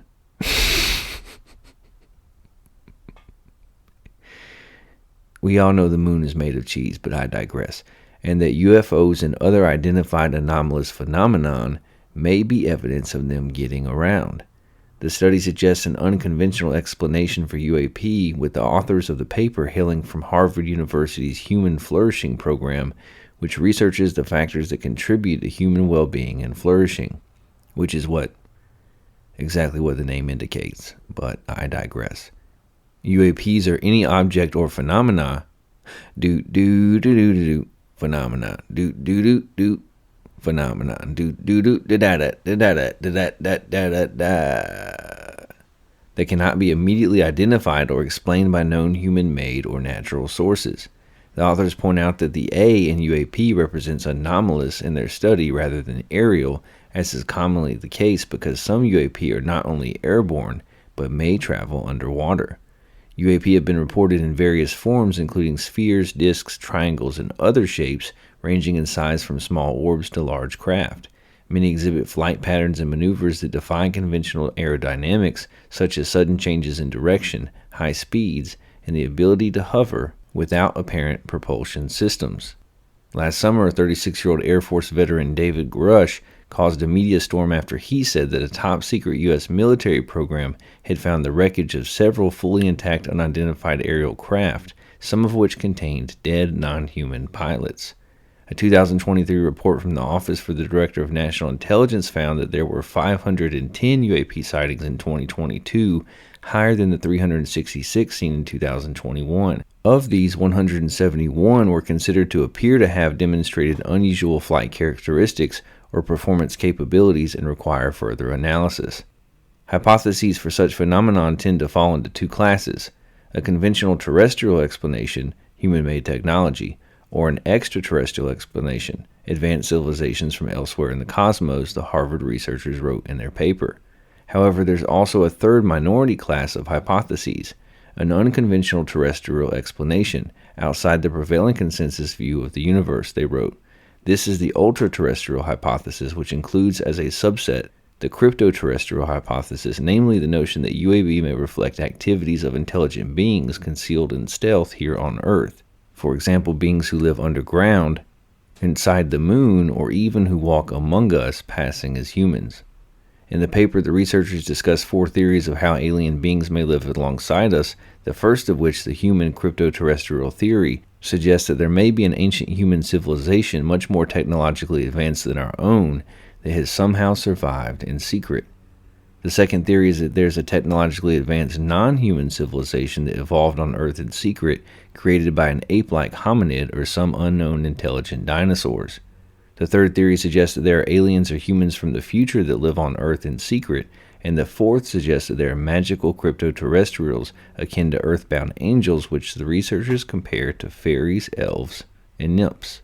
The principal weakness of the final theory, by contrast, is its utter strangeness, particularly for readers schooled to limit themselves to modes of explanation within the bounds of, say, the standard model of physics, the researchers write in the paper. While belief in extraterrestrials is tenable, belief in something like fairies is simply not a live option for many scientists. Luckily for you, Harvard, I am a journalist and not a scientist. Although this idea is likely to be regarded skeptically by most scientists, such are the nature of some UAP that we argue this possibility should not be summarily dismissed and instead deserves genuine consideration in a spirit of epistemic humility and openness. However, the majority of experts in the field do not believe that UFOs or UAPs are evidence of extraterrestrial activity.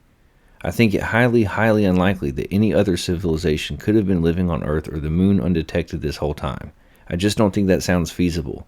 In all honesty, I think UAPs will end up having interesting but natural explanations. That's something I've seen time and time again in my life. John T. Horner, an astrophysics professor at the University of Southern Queensland, Australia, told Newsweek. For decades, there were reports of strange phenomenon above thunderstorms being reported by pilots, which were roundly derided. Nowadays, we know of imps and sprites, electrical phenomenons flashing upward from highly energetic storms to the ionosphere, he said. I'm not an expert in them, but they're a really good example of how something that was originally in the UFO and UAP domain transitioned to mainstream science once we got enough data to properly understand it. I think the great majority of the current UAPs will go the same way, that with better data we will eventually work out what they are, and they will turn out to be of natural origin. That's still really exciting though, as it means that we still have more to learn about the Earth and the cosmos, which in all honesty is a core part of being a scientist. There's always another secret to uncover. So, Harvard researchers have entered the chat, and all I gotta say is, welcome to the conversation. Because none of the things suggested in this paper that you have so studiously put together is anything new. This is the type of stuff that any of us in this world have been talking about for quite some time, even before David Grush came forward.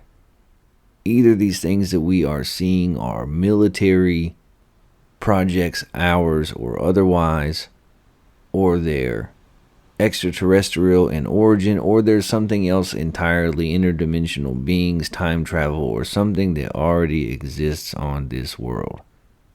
Those are the options. We appreciate you laying them out for us. Welcome to the chat, Harvard. I don't know. I think that certainly it is within the realm of possibility that somewhere in the cosmos there is intelligent life. And if there is, could they have visited us? Possibly. But when you see the video of the craft that went from flying circles around our Air Force pilots or our Navy pilots and then dropping down into the sea and coming out again, it does beg the question of, now wait a minute, what's really going on here? Who's flying this craft? If it's able to go from the ocean up again intentionally. I find the idea that it's something that was already here, something that is already among us, to be very interesting and intellectually appealing. I don't know what it is. I don't know if we ever will know. I don't know if we'll ever know what our government knows. It feels like we're closer than we've been before, but how many times does Lucy have to pull the football out in front of Charlie Brown before he catches on? Because there are some things that are being hidden. There's some misdirection going on. There's some chess pieces on the board being moved around in ways that we are not privy to. But it's certainly interesting.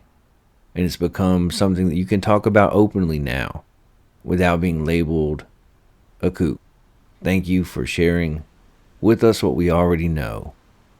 What we've already been talking about, even on this show, hosted from a backyard shed in Alabama for quite some time, Harvard. Welcome to the conversation. From Harvard, we go to AI for our next story. AI companies are trying to build God. Shouldn't they get our permission first? AI companies are on a mission to radically change our world. They're working on building machines that could outstrip human intelligence and unleash a dramatic economic transformation on us all. Sam Altman, the CEO of ChatGPT, maker of OpenAI, has basically told us he's trying to build a god, or magic intelligence in the sky, as he puts it. OpenAI's official term for this is Artificial General Intelligence, or AGI. Altman says the AGI will not only break capitalism, that sounds wonderful, but also that it's probably the greatest threat to the continued existence of humanity. Also sounds wonderful. I digress. There's a very natural question here. Did anyone actually ask for this kind of AI? By what right do a few powerful tech CEOs get to decide that our whole world should be turned upside down? As I've written before, it's clearly undemocratic that private companies are building tech that aims to totally change the world without seeking buy-in from the public. In fact, even leaders at the major companies are expressing unease about how undemocratic it is. Jack Clark, the co-founder of the AI company Anthropic, told Vox last year that it's a real weird thing that this is not a government project. He also wrote that there are several key things that he's confused and uneasy about, including how much permission do AI developers need to get from society before irrevocably changing it altogether. Clark continued, technologies have always had something of a libertarian streak, and that is perhaps best epitomized by the social media and Uber era of the 2010s. Vast society-altering systems ranging from social networks to rideshare systems were deployed into the world and aggressively scaled with little regard to the societies that they were influencing. This form of permissionless invention is basically the implicitly preferred form of development as epitomized by Silicon Valley and the general move fast break things philosophy of tech. Should the same be true of AI? I've noticed that when anyone questions that norm of permissionless invention, a lot of tech enthusiasts push back. Their objections always seem to fall into one of three categories. Because this is such a perennial and important debate, it's worth tackling each of them in turn and why I think they're wrong. Objection 1. Our use is our consent. ChatGPT is the fastest growing consumer application in history. It had 100 million active users just 2 months after it launched. There's no disputing that lots of people genuinely found it really cool, and it spurred the release of other chatbots like Claude, which all sorts of people are getting use out of, from journalists to coders to busy parents who want someone or something else to make the grocery list. Some claim that the simple fact that we're using AI proves that people consent to what major companies are doing. This is a common claim, but I think it's very misleading. Our use of an AI system is not tantamount to consent. By consent, we typically mean informed consent, not consent born of ignorance or coercion. Much of the public is not informed about the true costs and benefits of these systems. How many people are aware, for instance, that generative AI sucks up so much energy that companies like Google and Microsoft are reneging on their climate pledges as a result? Plus, we all live in choice environments that coerce us into using technologies we'd rather avoid. Sometimes we consent to tech because we fear we'll be at a professional disadvantage if we don't. Think about social media.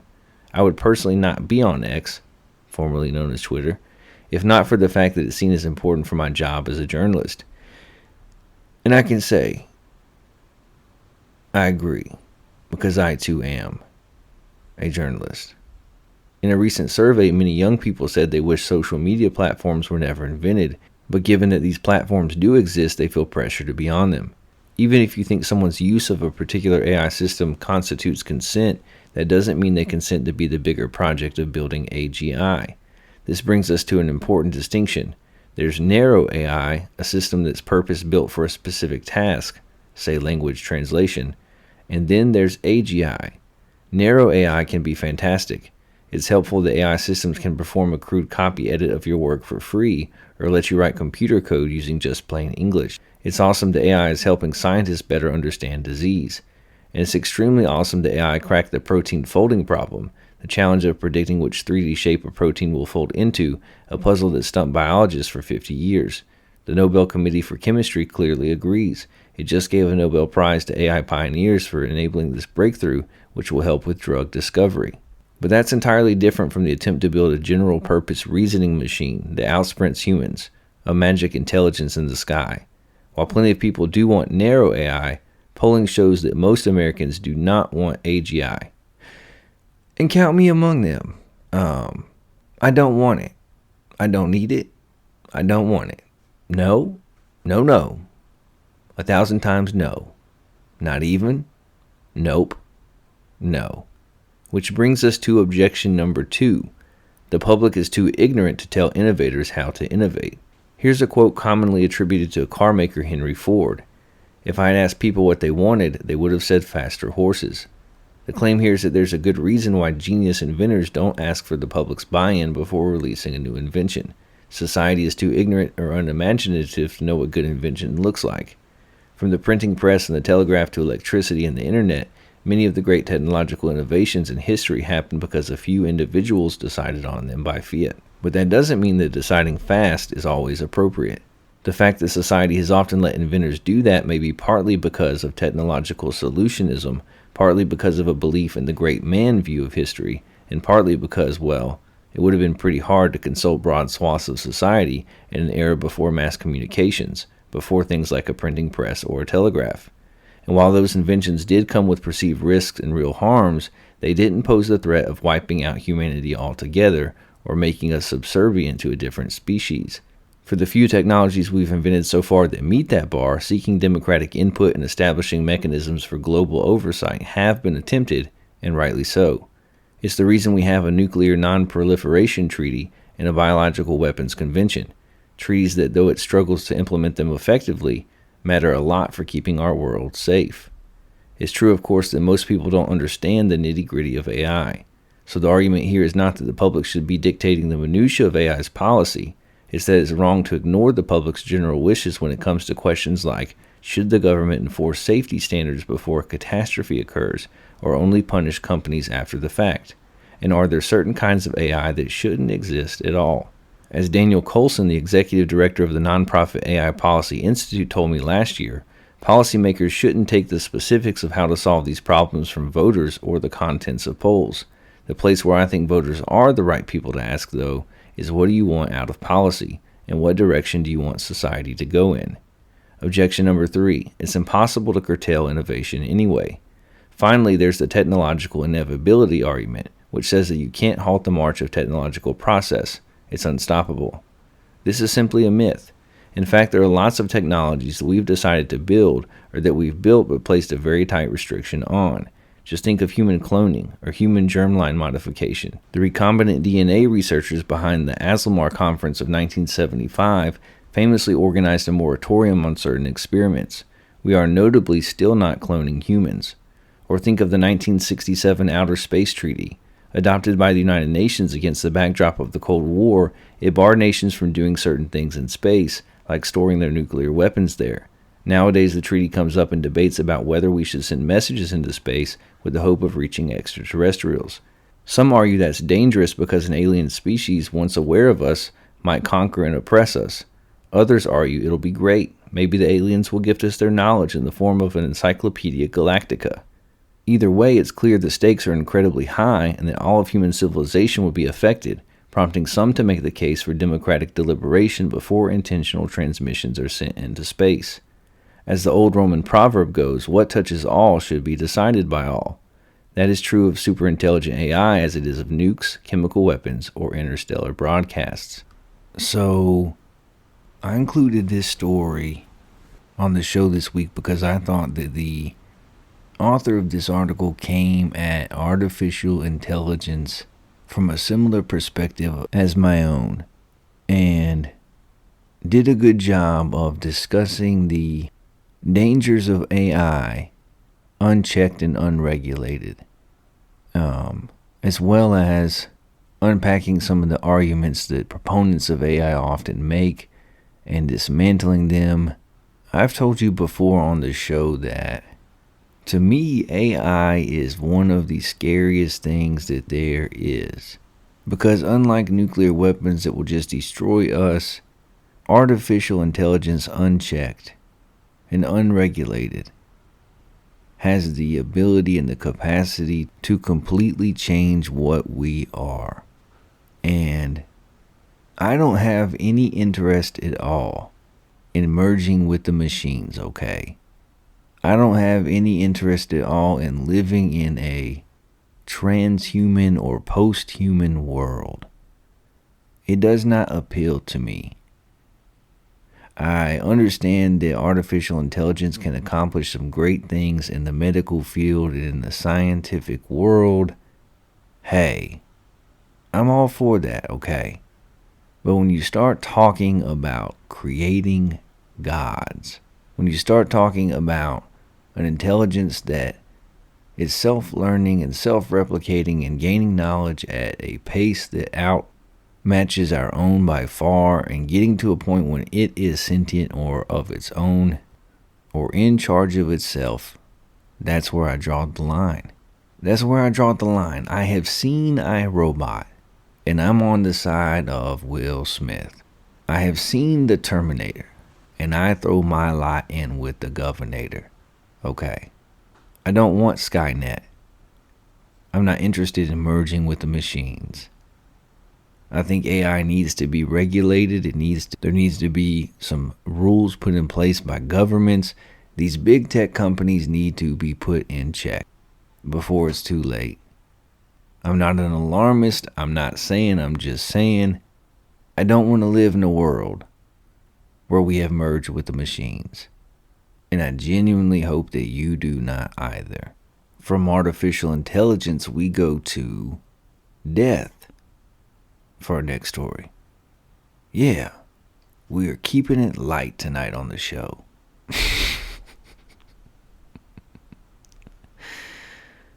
The top songs chosen by dying people for their final moments revealed. I know I have piqued your interest, my babies. My people, my tools. Frank Sinatra's My Way and the Beatles' Hey Jude are among the most popular songs chosen by terminally ill people to play in their final moments. End-of-life care charity Marie Curie has compiled what it describes as the first playlist curated by people at the end of their life by polling bereaved relatives on the subject. Imagine answering that poll. You just lost someone that you really care about. Hey, Would you like to complete a survey? No, not really. I'm grieving. What songs do they listen to? I'm so sad, right? What songs did they listen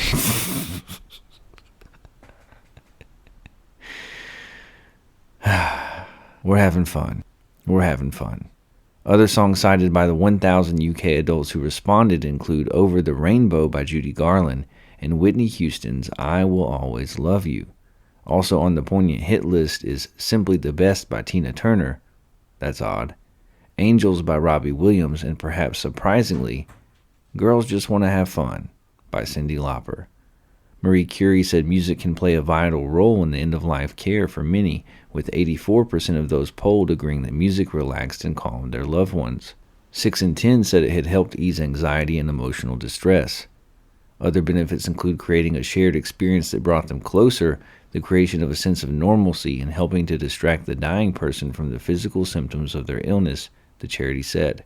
Sinatra's iconic track was number 1 on the list, and Queen's These Are the Days of Our Lives came in at number 10.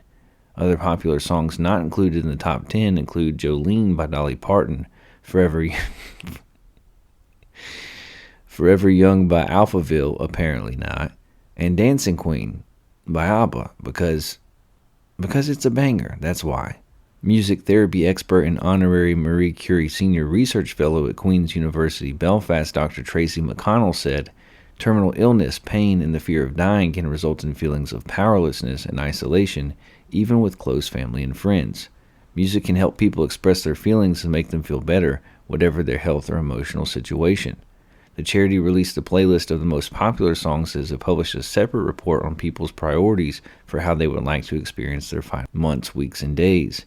Marie Curie said the vast majority, or 83% of the 10,500 adults polled for its public attitudes to death, dying, and bereavement in the UK Revisited report, felt quality of life was more important than length of life when seriously ill.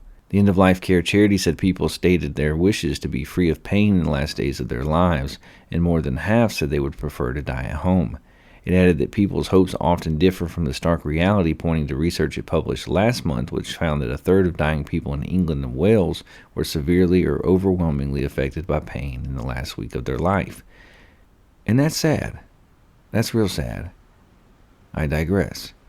Marie Curie nurse Jan Palmer, based in Cardiff and the Vale, said the research shows what's most important to dying people. She said it's certainly no surprise that quality of life is central, with being free of pain, being able to maintain dignity and self-respect, and being surrounded by loved ones topping the list. This rings true with what my colleagues and I hear every day from the people we support, whether that's in the hospice, in people's own homes, or on the support line. What is deeply concerning is how often these basic needs are not met. Everyone deserves the best possible end-of-life care, no matter who they are and where they live. The top 10 songs on Marie Curie's Music for the End playlist. And I feel like they could have called it something a little happier. Something more upbeat, not Music for the End playlist. That's so depressing, Marie Curie. Do better. Number 1 is My Way by Frank Sinatra. Number 2, I Will Always Love You, Whitney Houston. Number 3, Simply the Best by Tina Turner. Number 4, Over the Rainbow by Judy Garland. Number 5, Girls Just Want to Have Fun by Cyndi Lauper. Number 6, Angels by Robbie Williams. Number 7, What a Wonderful World by Louis Armstrong. Good choice right there. Good choice, dying people. Number 8, Beautiful by Christina Aguilera. I am beautiful no matter what they say. Death can't bring me down. No. This is bringing me far too much joy tonight. Number 9, Hey Jude by the Beatles. And number 10, These Are the Days of Our Lives by Queen. So, what songs would be on your end-of-life playlist if you were dying?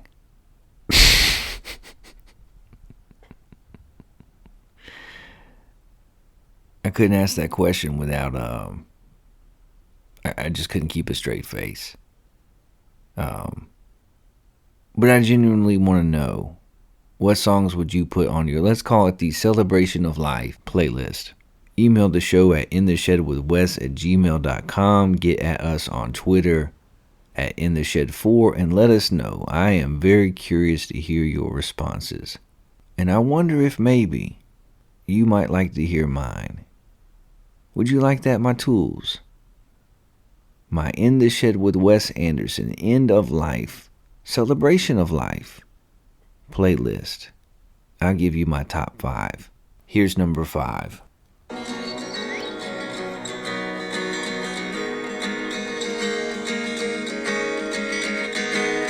I close my eyes only for a moment, and the moment's gone.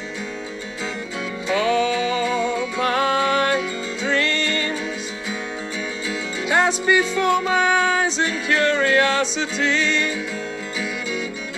Dust in the wind. Looks like you better put the whole we are is... Yeah, Dust in the Wind, as sang by Will Ferrell in the movie Old School. You're My Boy Blue. That would be my number 5 song on my countdown to death. Number 4.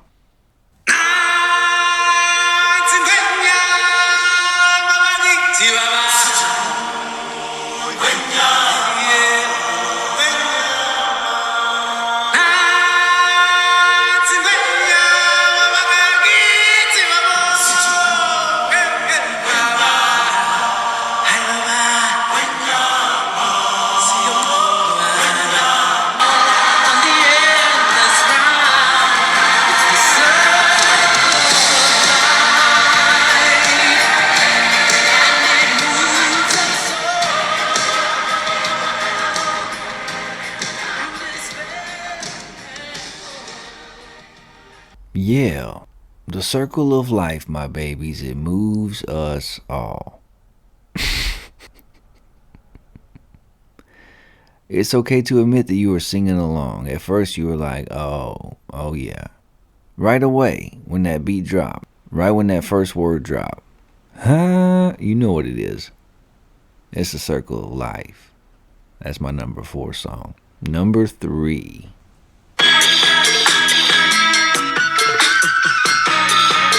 Big pimpin', baby. Big pimpin', spinning cheese. You feel me?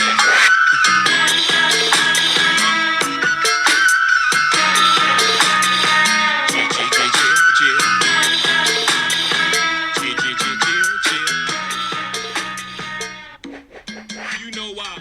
And we had to cut it off right there because this is a family show.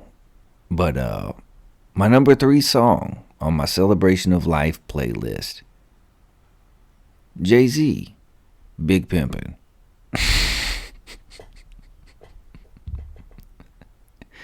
It's a celebration, my people. I want people to understand your boy was somebody. Number 2.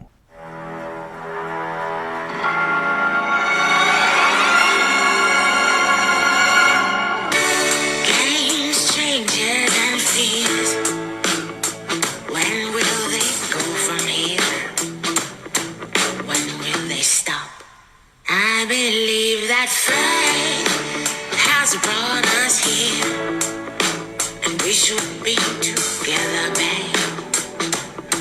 But we're not. I'll play it off, but I'm dreaming of you. And I'll keep my cool, but I'm feeling. I try to say goodbye and I choke. I try to walk away and I stumble. Though I try to hide it. It's cool.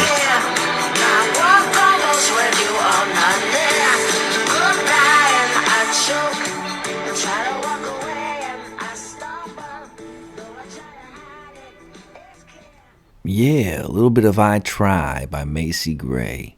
Try to say goodbye and I choke. Try to walk away and I stumble. Try to hide it, but it's clear. My world crumbles when you are not near. Just admit it, my babies, my people, my tools. You were getting a little misty-eyed.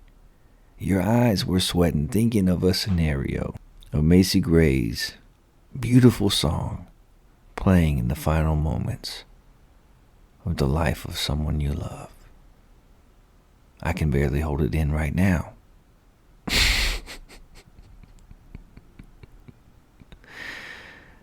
If I could pick 10 people, of all people, to have on this show, one person I would love to have a conversation with is Macy Gray. She's one of a kind. And that brings us to our number one song on the In the Shed with Wes Celebration of Life playlist. Here it is.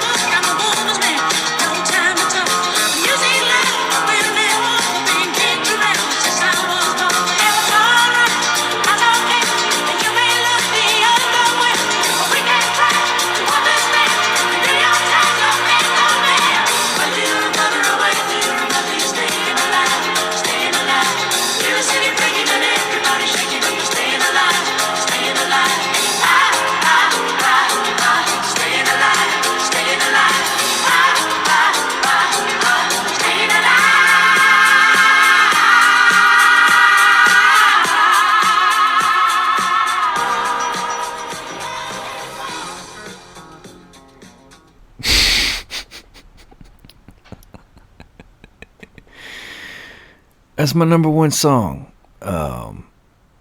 If I was terminally ill, that would be my anthem. I would listen to that song every day because I sure would want to stay alive.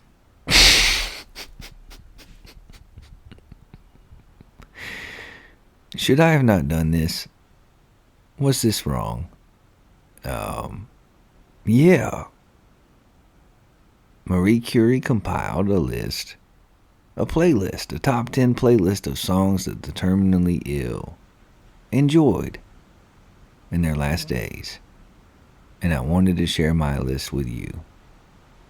I hope you enjoyed it. From the death and dying, we go to internet conspiracies for our last news story this week. The internet seems to really believe that Garth Brooks could be a serial killer. If you've ever taken a look at Garth Brooks' social media accounts, odds are that you've noticed a particularly odd constant in his comment section, people asking him where the bodies are. Naturally, most know the country superstar for his hit track Friends in Low Places, but if this rumor has any footing, Garth may have some friends in even lower places than we all anticipated for years. So why is there a legitimate conspiracy surrounding if Garth Brooks is a murderer? How did the otherwise beloved musician get caught up in such a wild rumor? It goes without saying that people comment odd things under celebrity social media posts all the time. However, the fact that hundreds if not thousands of users have echoed the same sentiment under Garth's posts for years is a bit concerning. Do they know something that we don't? Well, maybe, but it's not what you think.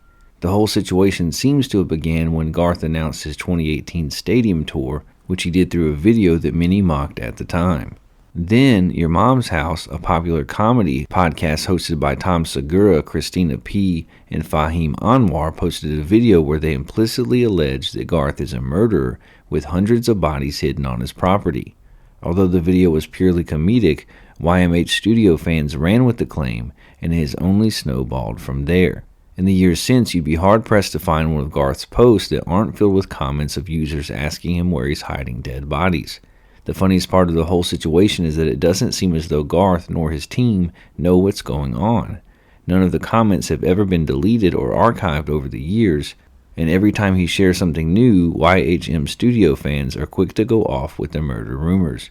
So does that mean that Garth is a murderer? Far from it.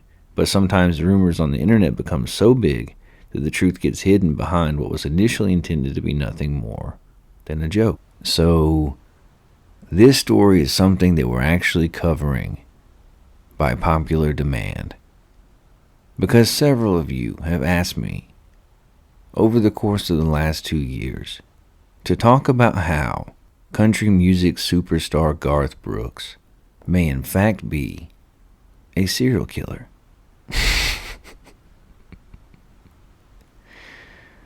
And this was started because Tom Segura, the comedian who is pretty funny and a great storyteller, saw a post where someone had made the correlation between stops on Garth Brooks' stadium tour and missing people reports. Apparently in 12 to 15 different cities that he visited the very next day or the night of his visit, somebody went missing. And so the rumor began that Garth Brooks may in fact be a serial killer. Do I put any stock in this theory at all? No. I don't think Garth Brooks is a serial killer. I don't care how much property he owns or where he could hide the bodies.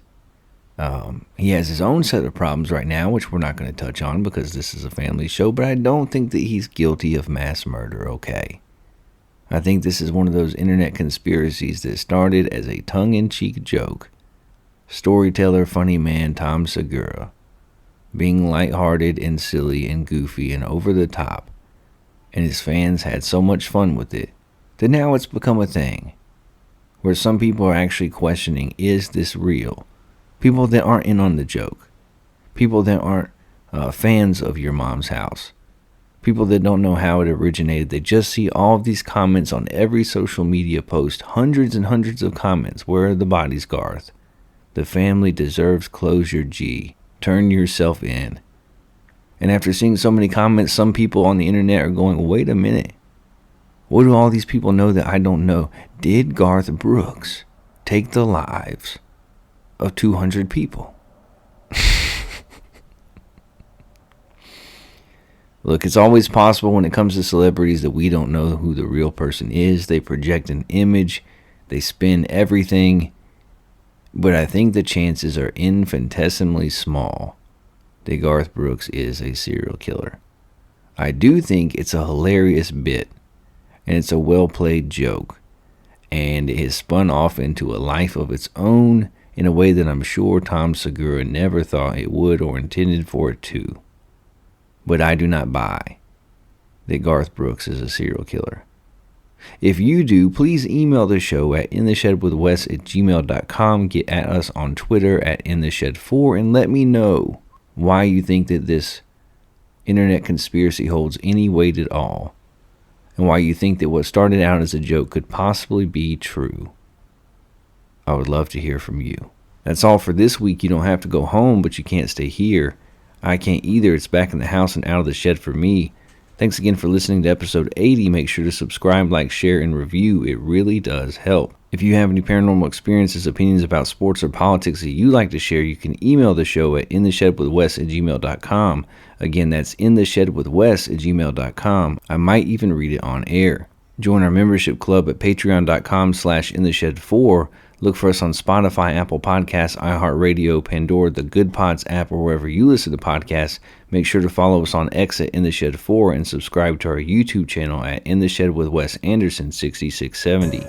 Tune in again next week when we'll hit the headlines, talk some football, and investigate together the Patterson-Gimlin film.